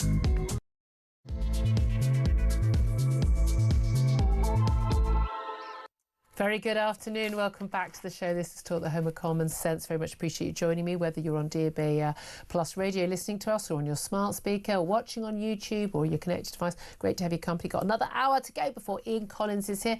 Delighted to say that commentator Sam Armstrong is still joining me. And as always, on fire on a Monday. You have your ready break early, don't you, on a Monday? So coming up in this hour, we're going to be talking to Kate Hoey up next, of course, former Labour MP, now an independent peer and staunch Brexiteer. About this new Brexit deal that is being signed today at the first UK-EU summit since we left the EU. Basically, it's two sides who are completely on the same side doing a negotiation. You've got Keir Starmer on one side, supposedly for Britain, and you've got Ursula von der Leyen and all the EU leaders on the other side. And basically, normally when people negotiate, they might have like different priorities, different aims. They want different things out of these negotiations in terms of closer ties economically and other ways. But actually, in this case, much easier to do a deal because, of course, Keir Starmer put a deadline on it. He was going to be rather embarrassed today at Lancaster House when everyone turned up and there wasn't a deal to be signed. So let's face it, the EU knew they had him over the side. He had to agree to something, which is why they gave away our fishing rights for the next 12 years to EU fishermen. But we also know that Keir Starmer basically is on the same side as the European Union because both sides want to basically surrender British sovereignty. EU, because they want to punish us for leaving the EU and they'd like some of our money, please, billions and billions, please, to pay in, but have no say. Meanwhile, of course, Keir Starmer is fully signed up to the Remainer view, not just a Remainer, perfectly good reasons to vote Remain back in 2016. Never a good reason to be a Remoaner, even by 2019, as he, as Shadow Brexit Secretary under Jeremy Corbyn, desperately tried to get us to not actually leave the EU, to actually flout the referendum result, which was the biggest vote for anything in our national history. But Keir Starmer is one of those many, many Remoaners who genuinely thinks we were all conned by a big red bus and by the man with the white and blonde fluffy hair. We didn't know what we were doing. You're probably bigoted. We don't really believe in our nation state, doesn't really believe in nation states at all, or indeed in borders. And he thinks we'll be much better off if we're back under the auspices of the technocrats in Brussels, because they know better than ghastly British voters, who, by the way, only gave him 34% of the last election because they knew how bad he'd be. Well, he's proven to be even worse than many of us feared. This is, make no mistake, a surrender summit. We knew what Keir Starmer would do. The EU knew what Keir Starmer would do. He always planned to do it. And now he's done it. I'd love to hear your thoughts. So 344 499 1000 is the number to call. You can text on 87222. You can get in touch on X at Talk TV to have yours say. Calls are charged at the national rate. Text costs £1, standard network rate message. We're also going to be talking more about Gary Lineker. Of course, he's set to quit the BBC this week after, just one anti-Semitic post too far. But we're expecting a formal announcement any moment now.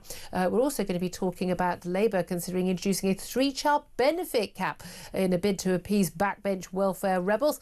Meanwhile, reports suggest that their plan under Labour to get everyone back to work so they can tackle welfare dependency will see fewer than 100,000 people actually getting a job. Not quite sure that's going to touch the size of that bill. Meanwhile, 2 young British women are currently languishing in jails abroad after being accused of smuggling drugs. 21-year-old Charlotte May Lee is accused of smuggling drugs into Sri Lanka, and 18-year-old Bella Cully is under arrest in Georgia. But should we have any sympathy for these young women? Love to hear your thoughts on all of that. As I say, the number to call 0344 499 1000. Sam Armstrong is still with me. Before we go to Kate Hoey, Sam, we do know now that not only are we giving away 12 years of our fishing rights in this country to the EU, we also know we're going to align with pretty much all agricultural produce in terms of produce going in and out of the EU, and we're going to be subject to European Court of Justice jurisdiction. There will be a youth mobility scheme. We don't know the details on that, how many people. There'll be a foreign students scheme as well.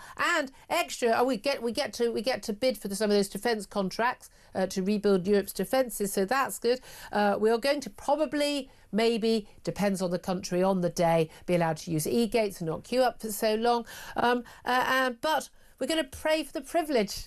We're going to pay into EU coffers for the privilege. What a great deal for Britain, Sam. It's literally every time with this guy. You know, we'll give you a set of islands and we'll pay you for the privilege. We'll give you all our fish and we'll pay you for the privilege. I tell you what, I want to go and get into some kind of negotiation with Keir Starmer. Can you give me something, please, and just pay me? I would love to be a car salesman or an estate agent selling him a car or a house, because, oh my God, you're just going to go ka-ching. What is wrong with this guy? Like, it's literally, it's like he's the kind of schmuck in a film that's kind of negotiates with someone and the price goes up and he says yes. It's kind of crazy. He tries to get the price down, it just goes up. Yeah. These people are laughing at us. We're the butt of the joke, and we are the ones that are going to get done for it, though. Absolutely. That's our taxpayers' money that's going into the EU. And for what? It's time and time again, they're cutting money for pensioners and they're giving it to other countries around the world. That's what this government is doing. It's wrong and it needs to stop. But it ain't going to stop, because honestly, the Labour backbenchers, he's got millions of MPs. He'll be fine.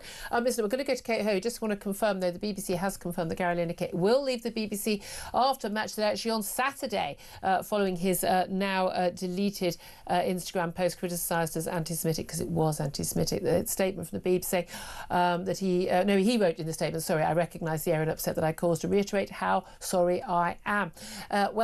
Your thoughts on that? Give us a call. 0344 499 1000 is the number to call. Right now, let's go to Baroness Kate Hoey, waiting patiently on the line. She's an independent peer, former Labour MP, and, of course, staunch Brexiteer. Very good afternoon to you, Kate. Good afternoon. Well, I think, Julia, that last announcement's about the best news of the day about Gary Lineker. It doesn't make up for all the awful things that are happening, but it's good news. Yeah, absolutely. I'd rather he just didn't think it. I'd rather have him on the telly doing really good football punditry, but he didn't have all these horrible views. That's what I'd like. I don't want him cancelled. I just don't want him to. I don't want him to be down that rabbit hole where he's under the illusion this is the only war that's ever been fought. Yes, well, let's see if he goes into politics now. He obviously is very interested in politics, and he likes to block lots of politicians. So let's see if he goes in.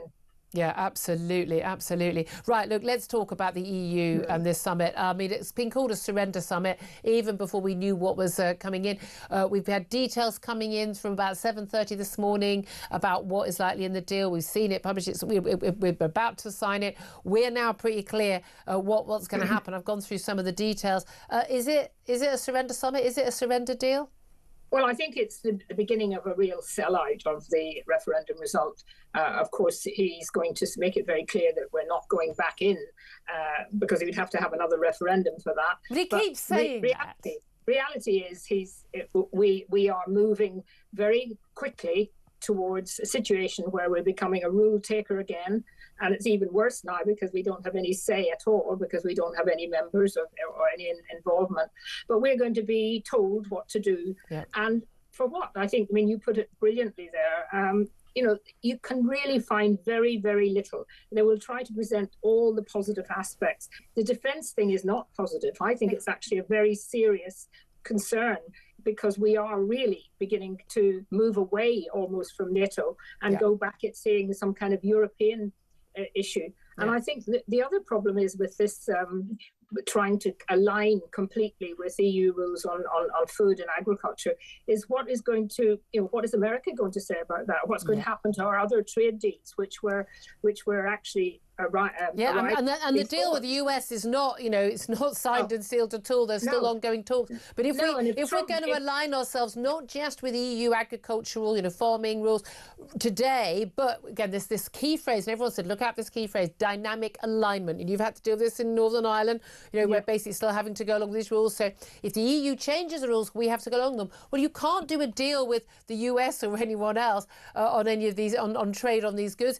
if your rules might change and you have no say over them. Yeah, and I think Trump will see through this, and who knows what the repercussions are.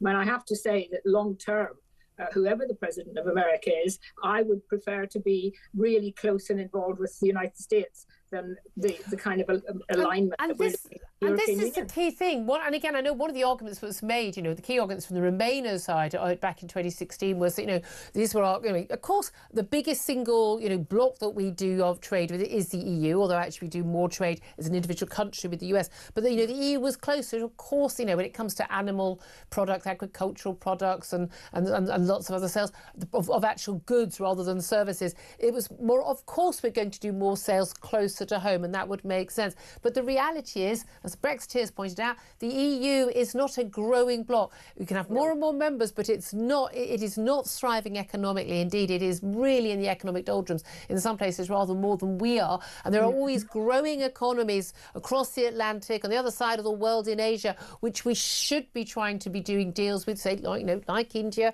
all these countries that are massively expanding. There are huge markets. This is going to make that harder, if not impossible. Yes, and the reality is we could have got this, we should have been able to negotiate this kind of cooperation on the agricultural side without having to sign up.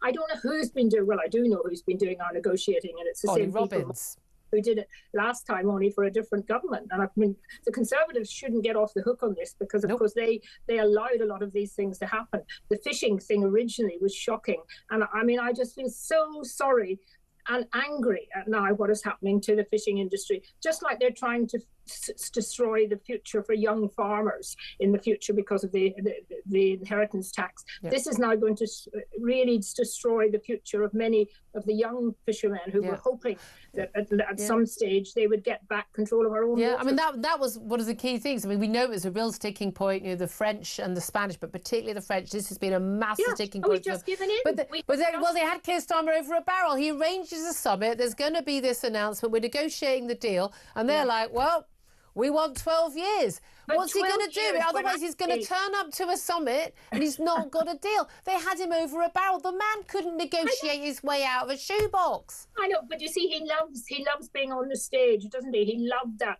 kissing what's her name? I always can hardly pronounce it, but the European Commissioner when she arrived today. He loves all that. He spent an awful lot of time since he became Prime Minister of travelling around the world. Yeah. That's what he seems. He needs to really wake up and realise that, first of all, those Labour MPs in the red wall seats are doomed. They're finished. Yeah. One or two of them might be independent enough to stand up and speak out. I doubt it. We've only got Graham Stringer practically in the Commons now, who is a Brexiteer. And I think we are going to see reform membership hugely rise in the next few days. And I think this is it's not quite the final nail in the coffin of a Labour government. And sadly, because they've got such a big majority, we're going to have to wait quite a while. Well, yeah. And he's got the mandate for this. He says, so his view is going to be, as long as we're not formally in the EU, as long as we're not got one of those stars on the flag, as far as he's concerned, he has a mandate to do anything. But know, the other thing, Julia, and I would just want to say on this idea of youth mobility and all of that kind of thing, it's ridiculous because we're one country and then we're expecting 27 other countries to have that freedom of movement. Lots of which have 50% youth unemployment, by the way. Yeah. Yeah, and they're going to love it to come from Bulgaria, Romania, places like that. There will be, and this is the sort of thing that just makes Keir Starmer look silly because last week he said he was caring about bringing migration down, and then today this is likely to be announced, and we won't get the detail. I don't think we'll get the detail of an awful lot of this, and it really is up to good journalists from all newspapers and media to analyse it. But you know as well as I do how many of journalists, particularly in broadcast media, actually, I just think this is a great thing. They're all in favour of this. Now, they're all very excited about, e-gates, passport gates. And it is a pain in the backside. And it is very frustrating. You arrive somewhere in Europe on a holiday, where most people go on a holiday from here, and you arrive, and then you watch the 5 people who've come off your plane who are EU nationals, and they've got 5 different customs officers, and they go through, no queue whatsoever, and you're standing in a queue with 200 Brits. Now, the thing is, the reality of that is that's not a requirement of Brexit. Individually, you countries have made their own decision. Individual airports often. It's just a question of reassigning. I don't even mind the EU people getting priority. I've got no problem with that. Those countries are allowed to do entirely what they want. I believe in national sovereignty. But the point is, even if they do make this change, it will still be up to EU countries. Some of them want to punish us. Some of them want to make us welcome, like Portugal. I carry my passport. I don't care. But also, here's the thing. I've all these Remainers I keep meeting who say, coping with the queues now. Apparently, none of them ever queued before 2020. Ever once. Not once. I think you sometimes wonder, did none of them ever travel before we left the European Union? But also, we allow all EU citizens to come in to the same areas because we're not punishing them. So why did our government not stand up and say, well, okay, if we want some changes, proper changes on all sorts of other things? We just gave away. I'll tell you what it was. There was a view, and I agreed with this view from Boris Johnson, which was actually, look, now then the bitterness is all gone. We've done the deal, and the deal wasn't perfect, but it was basically all he could scupper together quickly after the horrendous hatchet job that Theresa May had done after promising to stand by the Brexit deal, which of course she'd campaigned, didn't really turn up, but had voted against. But the view was, let all the animosity die down and then we'll just get back to being sensible and practical for everyone's benefit. But no, Brussels, and particularly the French president, wanted to punish us. No one could be seen to leave the EU and get away with it and do well. We had to be punished. And the point is, again, if EU is such a great club, you wouldn't have to punish anyone for leaving, would you? And the thing is, they are still punishing us. Mention the fisheries. Now, look, most people in this country, most people watching and listening to this show, they don't work in the fisheries, they don't know anyone in the fisheries. But the reality is, the same as farmers, people can feel, they can see that job, they understand the importance of that job, and they'll also understand the importance not just of those working in the fishing industry, but the coastal towns that rely on that and which were booming, thriving towns for centuries. But once we gave away our waters, basically have seen economic collapse. And we've got the similar thing with farming as well, that we are undermining our governments day by day, some really crucial industries on which communities rely. Well, Julia, I saw Keir Starmer working when he was Shadow Europe Minister, and I didn't trust him then. And when he called for a second referendum, and let's not forget that half the cabinet called for a second referendum. they're all Remainers, and half of them called for a second referendum. I didn't trust him then. I don't trust him now. Thank goodness the country is looking like it's not trusting him now. And all I can say today that, you know, I'm very glad I'm no longer in the Labour Party, and I just wish that some of those Labour Party members would actually think back to what their party stood for and realise that they never stood for giving away control of our laws and our border and all of those things. They were elected. One of the promises, no matter they would uphold Brexit. This is just sneaky, going back in by the back door, paying for the privilege of giving away more and more of our rights and our national sovereignty. The thing is, you know what? They will pay for it because the British people won't put up with it. I know so many people who voted Remain, thought that Brexit was the wrong decision, but voted for Boris Johnson in 2019 because he said he would get Brexit done. And they'd never voted Tory before in their lives. Their view was it was so wrong that people had tried to stop the enactment of that vote. My thing is, it's really, really simple. You're either a Democrat or you aren't. Absolutely. And we know who isn't right now. Absolutely. I mean, and it's certainly not Sir Keir Starmer, our Prime Minister. And sometimes you genuinely feel, and I have to say this carefully, but I genuinely feel sometimes he's more interested in the European Union interests than he is in the British interests. I don't think that sometimes. I think that all the time. It's our only area of difference there. Baroness Kate Hoey, you've been a fantastic Brexiteer. Always appreciate you coming on the show. Always speaks it like it is. Sam Armstrong, look, at the end of the day, Keir Starmer was always going to do this, wasn't he? Yeah, but do you know what? I look at Kate Hoey and I hear her talk about Graham Stringer, and I'm sad. I've never been a member of the Labour Party, never supported them at all. Oh, that would be fun to watch, though. Indeed.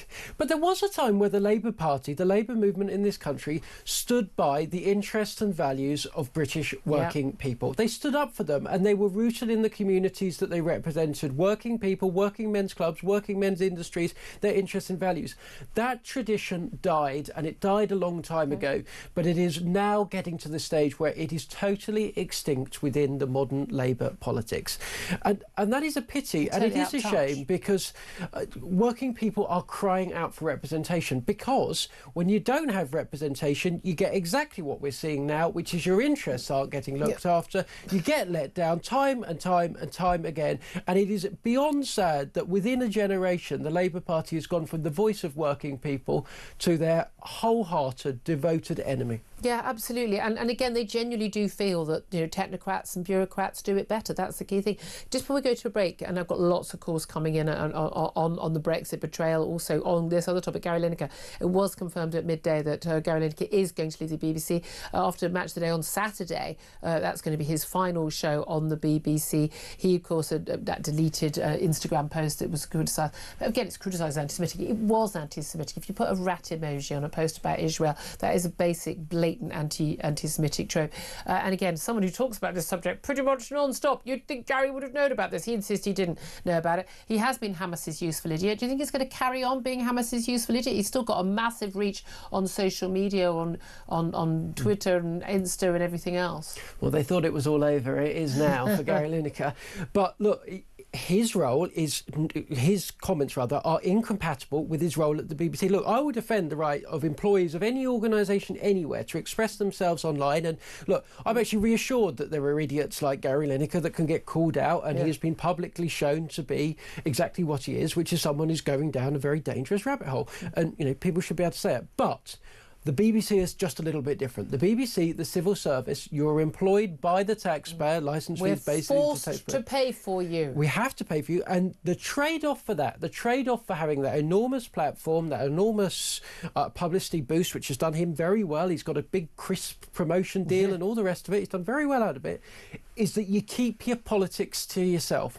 Gary Lineker, that's just the deal. It's like being in the royal family. It's part of the deal. It's just, he's flagrantly breached it. And do you know who I feel very sorry for? It's actually the ordinary BBC staff that try to uphold that tradition, try to uphold the policy, that go into work every day, have to report faithfully and accurately on views that they think are idiotic, never get the chance to mouth off to say what they like. And somebody like Gary Lineker thinks because he's too important, because he's too big of a name, that the rules don't apply to him. It's unfair, it's not right, it's arrogant, and I'm glad that he's been turfed out. Well, I mean, I want him to stay, but only doing football punditry, which he knows about, and then zip it on the stuff he doesn't know about. And I'm standing by this. I don't think he was turfed out for an anti-Semitic tweet. I think he was turfed out for an interview where he criticised the new boss of BBC Sport, saying he had no TV experience. Genuinely, I think the BBC care more about that than they do about anti-Semitism, because BBC is now, let's be honest about it, institutionally anti-Semitic. No one, pretty much no one, pretty senior at the BBC thinks that what he said or wrote was wrong. 12:24 is the time. We're going to take a break, and we've got lots of your calls coming in. Do get in touch. 0344 499 1000 is the number. This is Talk.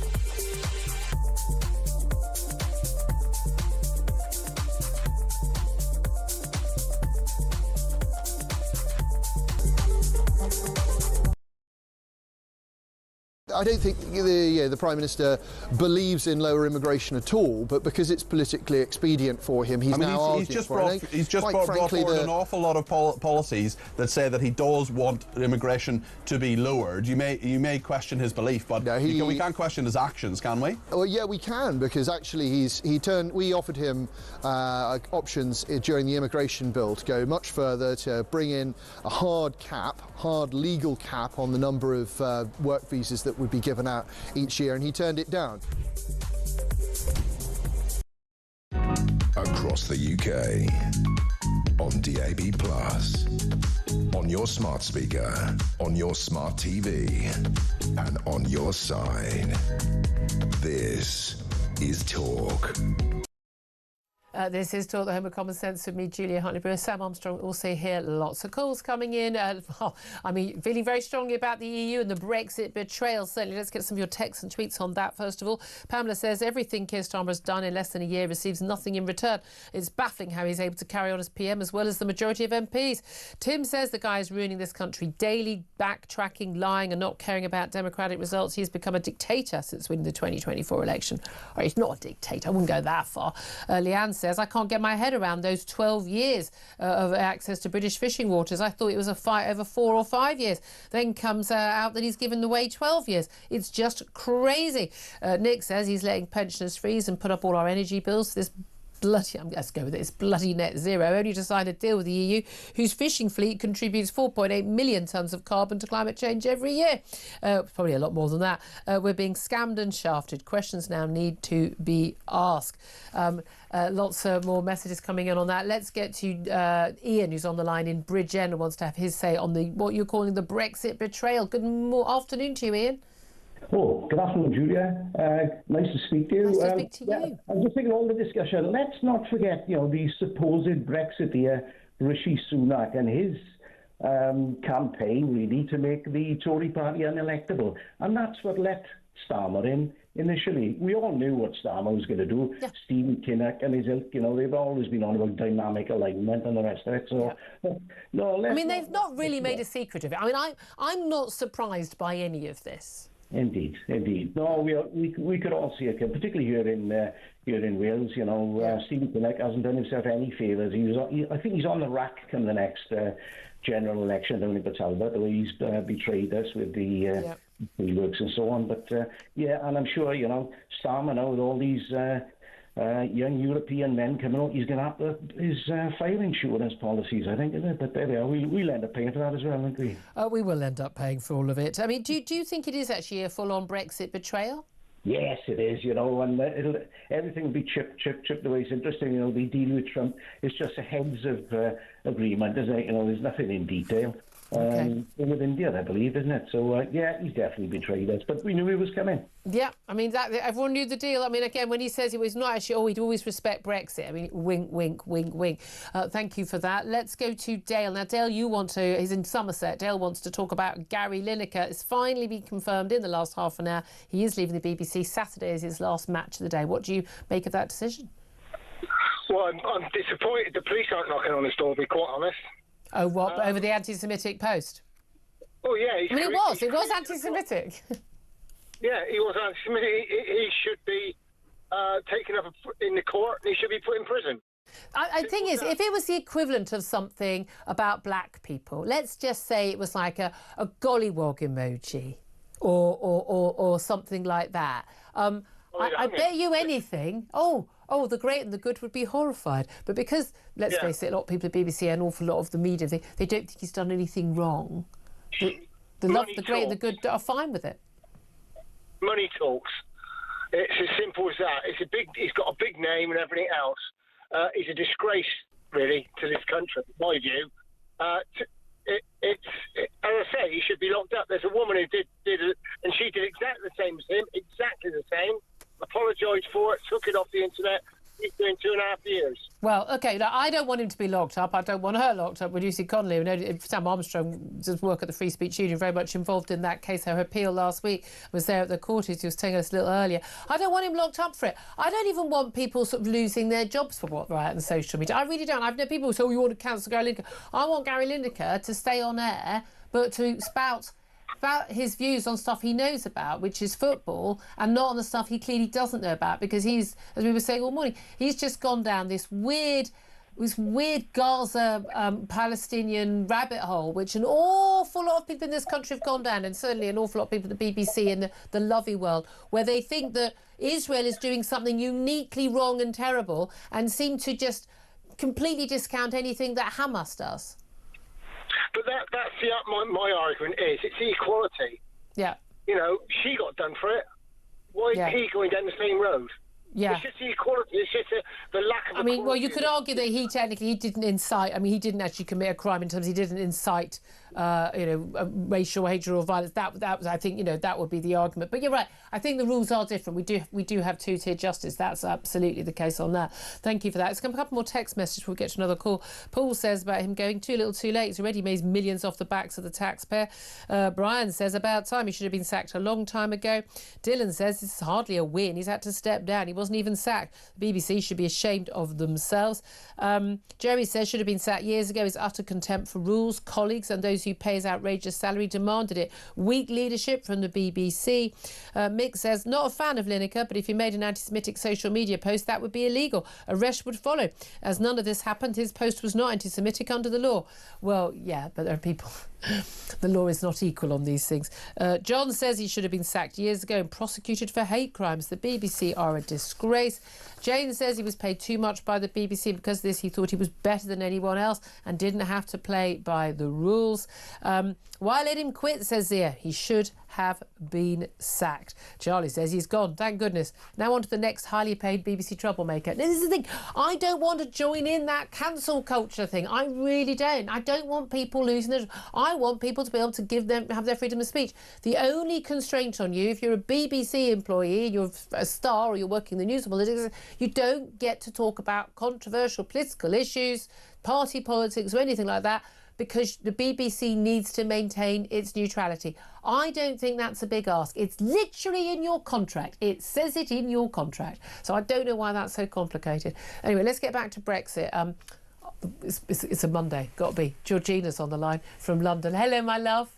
Hello, my darling. Always good to talk to you. We have the lovely Sam Armstrong as well. I wish he was with me. Form that boy. What Listen, a wonderful can I just boy say, he is. the camera wasn't on you. The smile, the beam on his face when he heard that from you. Always so wonderfully turned out as well. He's a credit to us. He really is. Oh. Anyway, back to Keir Starmer. Yeah. Oh, my goodness, I'm fit to implode. Keir Starmer is a political Ramona vampire sucking the very life out of this country and its hard-working indigenous inhabitants. The disadvantage of an EU alliance far outweighs the advantages. We had a democratic vote for Brexit to take back control of our borders, our money, our laws, and our sovereignty. Remember, the whole world copied our judicial system, Julia, and now we have to go cap in hand to the EU before we contemplate political movement. Yeah. By doing this, Starmer has indeed surrendered this once great island by waving the white flag and handing us back to the EU on a plate. This is ringing the death knell for our fabulous fishing and our wonderful farming community. It sold the very soul of the body of Britain. He has given no clarity of the cap of students, and I say that very loosely. He will be allowing free movement in our country, or how long they will remain. He is, in essence, legalising illegal immigration. This is he's trying to blindfold us, the British electorate, so we don't know what he's up to. Well, Mr. Starmer, some of us have 2020 vision, and we could see and anticipate your political backdoor dealings with the EU. We knew what you were up to. It just goes to show, when is a democratic vote not a democratic vote when you have a Labour government, Julia? Right.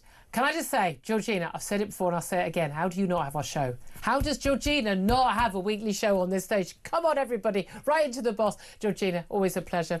Don't need to say another word on that one. 12:35 is the time. Up next, we're going to be talking about Labour getting in trouble with their backbenchers over their benefit cap, and a Labour job scheme going to tackle welfare dependency. It's actually only going to create a few tens of thousands of jobs. And we're going to be talking about Brits getting arrested abroad on drug smuggling charges. 2 young women currently being held in jail in Sri Lanka and in Georgia over drug smuggling charges. But should we feel sorry for them? We'll talk about that up next. This is Talk.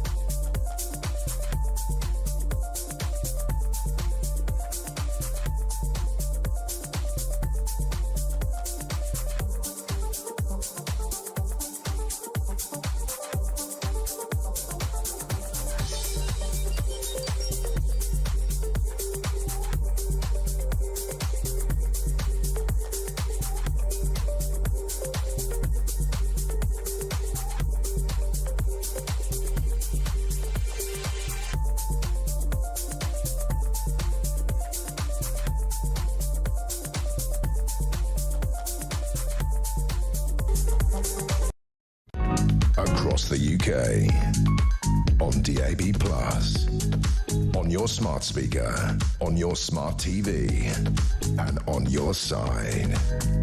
This is talk. Very good afternoon to you. 12:38 is the time. Sam Armstrong still with me, still reeling with your little joyful face at Georgina giving you praise. You are a credit to our country, Sam. I tell you that every morning before we come on air, don't I? I do not tell him that. Anyway, let's go to our next guest now, Michael Simmons. He's economics editor of The Spectator. Very good afternoon to you, Michael. Good afternoon. Afternoon. Now, I want to talk to you about various things to do with welfare and jobs, but first of all, it would be remiss of me not to ask you about, obviously, the big story today about the EU summit. Sure. Got a deal, surrender summit, Brexit, basically, surrender as far as we can tell. We've gone through all the different things, agriculture and fisheries and the like, but we also know that we're going to have to pay a sum into the EU in return for this. As Sam Armstrong pointed out, it's almost like the Chagos Islands deal. We constantly just give away anything we can possibly give away and then say, and how much would you like me to pay you to give you this thing? Do you have any idea what number we're talking about? Is it, £3.50, or are we talking in the tens of billions we're going to be giving the EU? Unfortunately, Julia, I've got absolutely no idea. Do you think they have an idea? I think the EU just, want the principle that we're going to be paying some. I mean, the UK government has said they reckon this deal is going to be worth to us $9 billion. So it's going to have to be, the amount we're paying them, we'd be talking in the millions. Otherwise, they wouldn't be putting figures out like that. But obviously, it's as you say, it doesn't show us in the best light in terms of our ability to negotiate. Exactly. And in terms of whether there is going to be a benefit to us, greater trade with the EU if we align with them on rules, but of course that will impact our ability to trade. Oh, by the way, while I'm saying that, right now in central London we do actually have Keir Starmer, the Prime Minister, and Ursula von der Leyen, and someone else, I'm not quite sure who that is, and they're just about to make an announcement on this deal. So it is all happening. Yep, it's all going on now. The estimates they're putting out suggest it's actually worth like twice as much as the India deal. But with any sort of trade deal, it's about what they're promising in the future. And if you're boring enough to actually read the text of the details, so much of it is, we'll get a future agreement on this and we'll talk about this. So it's more about sort of what goes there and how much further Starmer feels he can push it politically. Yeah, I mean, that's the weird thing, isn't it? When you say, got a deal, even the same with the Trump deal, that phone call we had the other week with him, that sort of, we've got a deal, we're going to agree. Once you've kind of like booked a summit or told everyone you've got a deal, they kind of got you over a barrel. You kind of have to agree to things at that point. Yeah, absolutely. And with every deal we've done 3 deals now, I'm sort of staggered by the cons of it. So with the India deal, the immediate reaction was about the national insurance giveaway. And with this deal, all the focus is on fishing for, obvious reasons that you've been discussing. And I think if Number 10 were a bit smarter, they could have, there was a way to trail this to say that the fishing industry is still protected. The fishing industry is a tiny part of our economy, et cetera, et cetera. But they've just done none of that. And yet again, they've got no control over the headlines. Yeah, indeed. Well, we shall wait and see. By the way, I've just found out who the third person is on stage who's speaking now. It's an Antonio Costa, the President of the European Council. There. Isn't everyone happy to know that? Look, let's talk about what's going on back here as well, because, look, there's going to be a lot of trouble for Keir Starmer from, pretty much everyone in the opposition, apart from the Lib Dems and Greens, who'll be, just orgasmic with joy at this, although it won't go far enough for them, but over this EU deal. But he's facing a lot of trouble on his backbenches. In particular, we've got Red Wall MPs. They may not be happy with this because they know it's going to go down very badly with a lot of their voters who did vote for Brexit and voted for Brexit to be got done by Boris Johnson in 2019. But he's also facing a lot of trouble on the left of his party over things like the benefit cap and bids to sort of basically get people off welfare and into work. Not that I think he's actually going to achieve this anyway, but there's some talk about, he said he was going to stick by the 2-child benefit cap. Very unpopular on Labour benches. There's some talk about moving to a 3-child benefit cap. Can you explain what that would mean? Well, I'm honestly staggered to hear this. We've had loads, as you say, in the last few weeks about how they want to water down things like the fuel payments and what they've done on on benefits. And like simply, you know, the cap just means that above 2 children, you're not entitled to more child benefit or other benefits related to how many children you have. And to up that by 3, or up that to 3, potentially has a staggering effect on like the fiscal position of Britain. We already know that health-related benefits, for example, are going to hit 100 billion or near 100 billion in 5 years' time. So this just adds on to a bill that's already totally unsustainable. Yeah. And the worst thing is it's really hard to predict because, you know, I think part of the reason they feel safe about it right now is the birth rate in Britain is low. So the number of families, number of couples and mothers that are likely to have sort of 3 or more children is going down. So they might think it's not a problem, but that's a heck of a gamble, given, you know, how expensive these things could be. But there was also an issue. I mean, it's actually immigrant families who are having more children. As you know, it's 1 or 2 in most non-immigrant families these days. And you know, again, it's very, very simple. You can have as many kids as you want. Just don't expect me to pay for them. Would be my response. And again, if you're already on benefits and needing to, and it's this only, you know, this is affecting the crucial impact, financial impact, is people who are on other benefits and haven't got a proper income. If you can't afford to feed the kids you've currently got, maybe don't have another one. I mean, I don't think this is an old-fashioned idea to most people. But what's also interesting, again, moving it to a 3-child benefit cap, they'll still find people they think this is terrible affliction to. But again, if you've got 4 kids or whatever, then maybe dad should be getting a job. But at the same time, there's lots of talk about getting people off welfare, getting people into jobs. Sure. But a new analysis of a plan to get people back to work. Labour's Back to Work programme has got a detailed assessment looking at how they're going to basically cut welfare by getting people back into work, which is the aim. They reckon fewer than 100,000 people will actually get jobs through the Back to Work programme. It's a full assessment to be published by the Office for Budget Responsibility, the independent body within government. And so it's not actually going to achieve what he says it's going to achieve. This is going to be one of the big issues in the next election because these numbers are unsustainable and there's no real urge on Labour's side and total failure on the Tory side when they're in government to say to people, you can't claim benefits, you're going to have to go and pay for yourselves and get a job. Yeah, absolutely. I mean, we've spoken about this before. I think it comes down to, if you look at how they came about these reforms, including the plan to get people into work, so much of it was just about keeping the OBR happy and making sure that the headroom number came out again at exactly 9.9 billion pounds. And if playing with numbers, Exactly. And if you make policy like that, like this story suggests, it's not actually going to make a serious difference. And clearly, Labour seem to have lost the appetite to reform this. I don't know if they've, clearly Rachel Reeves and Keir Starmer realise this is unsustainable, but they have decided that politically they don't want to wear this anymore. And yet again, it's going to be kicked down the road and there might be little tweaks here and there. But the human tragedy of so many people being out of work benefits continues. And worse still, this fiscal time bomb just gets bigger and bigger. Yeah. Meanwhile, as part of this EU deal, we haven't got it finalised yet, we're going to bring in tens of thousands, hundreds of thousands, who knows how many young Europeans where they've got a 50% youth unemployment rate in countries like Spain and Italy, and they're going to be coming here to do the jobs which apparently our Brits won't do while we pay our Brits to sit on their backsides. I can't see anything going wrong with that at all, can you? Michael Simmons, Economics Editor at The Spectator, thank you as always for joining us. Just for that press conference on gay, Antonio Costa, the President of the European Council, has been saying that this deal is going to engender deeper cooperation. Oh, good. And he says we must be guardians of rule-based order. I don't know what that's in relation to, but there we are. Sam Armstrong, just coming back to this idea of getting people off welfare, not paying people to have more kids when they can't afford the kids they've already got, and getting people back into jobs. We know this government's going to fail on this because they don't really believe in it. They think that everyone on welfare and benefits and everyone claiming, I don't know, whatever the latest problem name tag on what's wrong with them and label they've got, what reason why they can't work, stress, anxiety, whatever it is, they think they're all genuine. Well, and look, the fact that we can't meet the bill is an economic reality, and I'm just very shocked and surprised that given that we've now got a very experienced economist in number 11 Downing Street. Very experienced. I mean, she's worked everywhere as an economist for many years. We haven't quite worked this out yet, but maybe if somebody sends in a customer complaint. But again, isn't that interesting? The Labour Party, you talked about this earlier, the Labour Party used to be about working people, and now it's about people on the dole.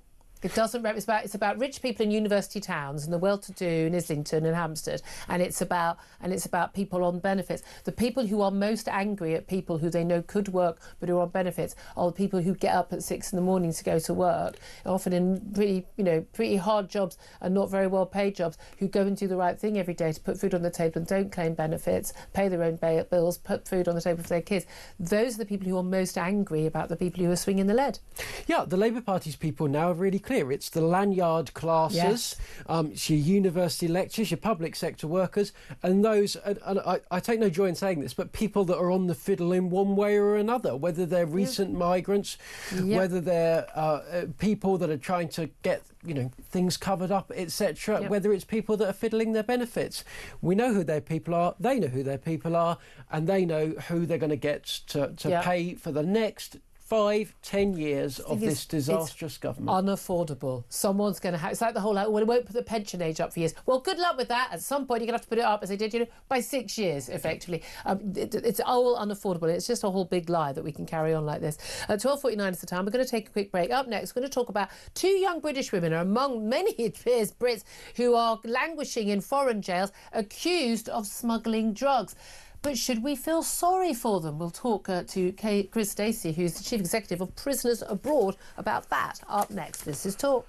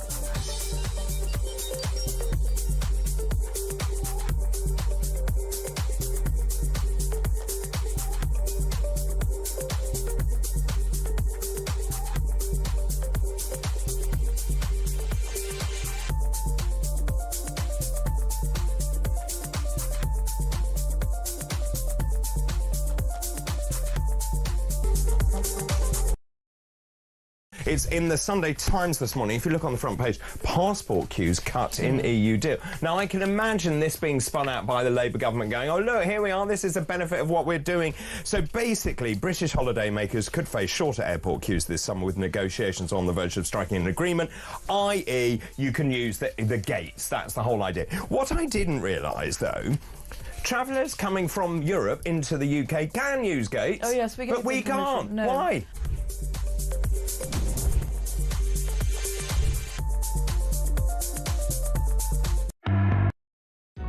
Across the UK, on DAB+, on your smart speaker, on your smart TV, and on your side. This is Talk.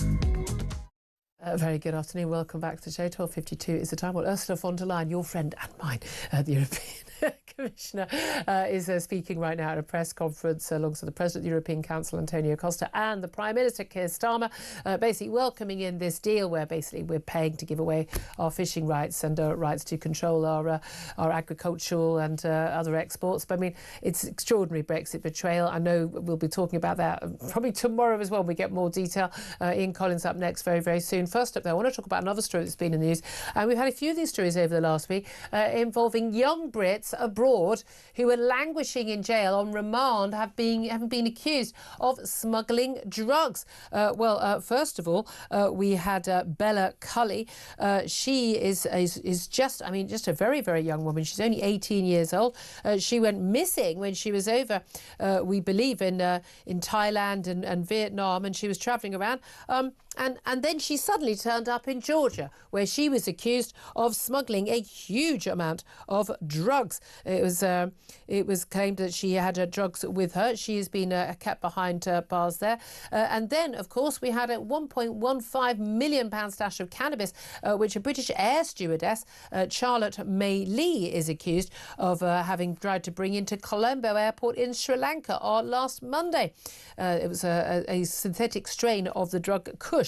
Now, both of these women, of course, are getting help from our representatives overseas, our commissions and embassies overseas, and, of course, getting help from lawyers as well. But how much sympathy should we have for Brits caught abroad with these accusations? Let's talk to Chris Stacey, who's Chief Executive of Prisoners Abroad. Very good afternoon to you, Chris. Good afternoon, Julia. Thank you for joining us. Now, I have to say, look, we all know that, things can happen. People can get falsely accused of crimes. People can actually, be fitted up as part of a sting operation. That this has happened. We know this. I don't know the ins and outs of either of these cases, but I suspect there may be a possibility that one or other of these women were involved with drug smuggling, and they've been fooled into doing it, carrying drugs, thinking it was fairly risk-free. And now in two countries where they take this stuff very, very seriously indeed, as Sri Lanka and Georgia, very, very far apart, but nevertheless with strong policies on this, could now face many years behind bars. How much sympathy do you think Brits should have for these women? Well, when you see photos of suitcases packed full of drugs, I understand how it's easy to jump to having very little sympathy. But for Prisoners Abroad as a charity, this isn't about sympathy or even whether someone should or shouldn't be in prison. It's about people's basic needs and their dignity, supporting people while they're in prison. And for the last 45 years, we've supported people in these types of situations. And for a large proportion of people, they've not set out to travel overseas and commit criminal offences often. And in these two cases, we are talking about very young, vulnerable people. And this is on the rise. Why are they vulnerable? 21-year-old working as an air stewardess, you're not vulnerable. 18-year-old? I've got an 18-year-old, she's not vulnerable. I think she knows not to smuggle drugs. I mean, she wouldn't worry about the authorities in another country. She'd worry about me, but, Well, I think a lot of people who have teenage children who go on holiday, you worry about them, you appreciate that surrounded by a foreign language, surrounded by unfamiliar circumstances, you are vulnerable. I think, and that's the case for a lot of people. Women that are young, that are travelling on their own. Do they get targeted? I mean, is there an issue? There's difference. I know you're saying we don't really care whether someone's innocent or guilty. That's irrelevant to what you do. You want to make sure people get the help they need. And again, I'm always in favour of these people should get the lawyer, the legal help that they need. And often they're not even getting diplomatic support. We expect if it happened to us, and people are falsely accused abroad of various different crimes. But there is an element, I think a lot of people, and I'm kind of one of these people that's like, you pays your money, you takes your choice. You know there's a soft penalty in this country. That's why people are scared of smuggling drugs into this country. You got talked into it by a guy you met in a nightclub and he offered this or that and you had a great lifestyle. You knew the risks and you did it anyway. Tough. Is that too harsh? I understand why you and others would have that view, and I think it's about recognising not just why somebody is there, but now why they are there and what they are facing and what their families are facing as well. This creates a huge amount of turmoil for loved ones back here in the UK who are desperately trying to make sure that their loved ones are okay, that they're looked after, that they're getting what they need. And many thousands of miles away from home, in terrible conditions. Oh, yes. The conditions in Sri Lanka, they're overcrowded. The UK government's own advice is that there is rat infestation. People are in dormitories of up to 30 people. So for any young person who finds themselves in that situation, and for any parent or loved one, it is an incredibly distressing situation. I think it's about recognising what people's needs are at that point and making sure that they stay healthy, that they have access to clean water, food, some of the basic things that we take for granted, but in prisons around the world are far from guaranteed. Very fair points. Chris Stacey from Prisoners Abroad, really appreciate that. Thank you for joining me. Sam Armstrong, it's kind of one of the reasons why I don't smuggle drugs or don't take risks. Again, we don't know whether these two women are guilty or not, and I hope they get legal advice and all of that. But fundamentally, far too many Brits think they can get away with stuff, and they kind of think the rules don't apply to them. And hate to tell you, you end up in somewhere like Georgia or Sri Lanka, or God forbid somewhere like Singapore or China in prison. Things are really rough, and weirdly, you're not going to be given special treatment. Yeah, and I don't sympathise in the least. These girls are an embarrassment to this country. They're an embarrassment if they are guilty. If they're guilty, they're an embarrassment to this country. They're an embarrassment to their families. Look, we've seen it before. We'll see it again. They're all too happy flying around the world with money they haven't earned, posting pictures. One of them social posted pictures media. of her with a whole wadges of cash. Oh yeah, like how on earth has she managed to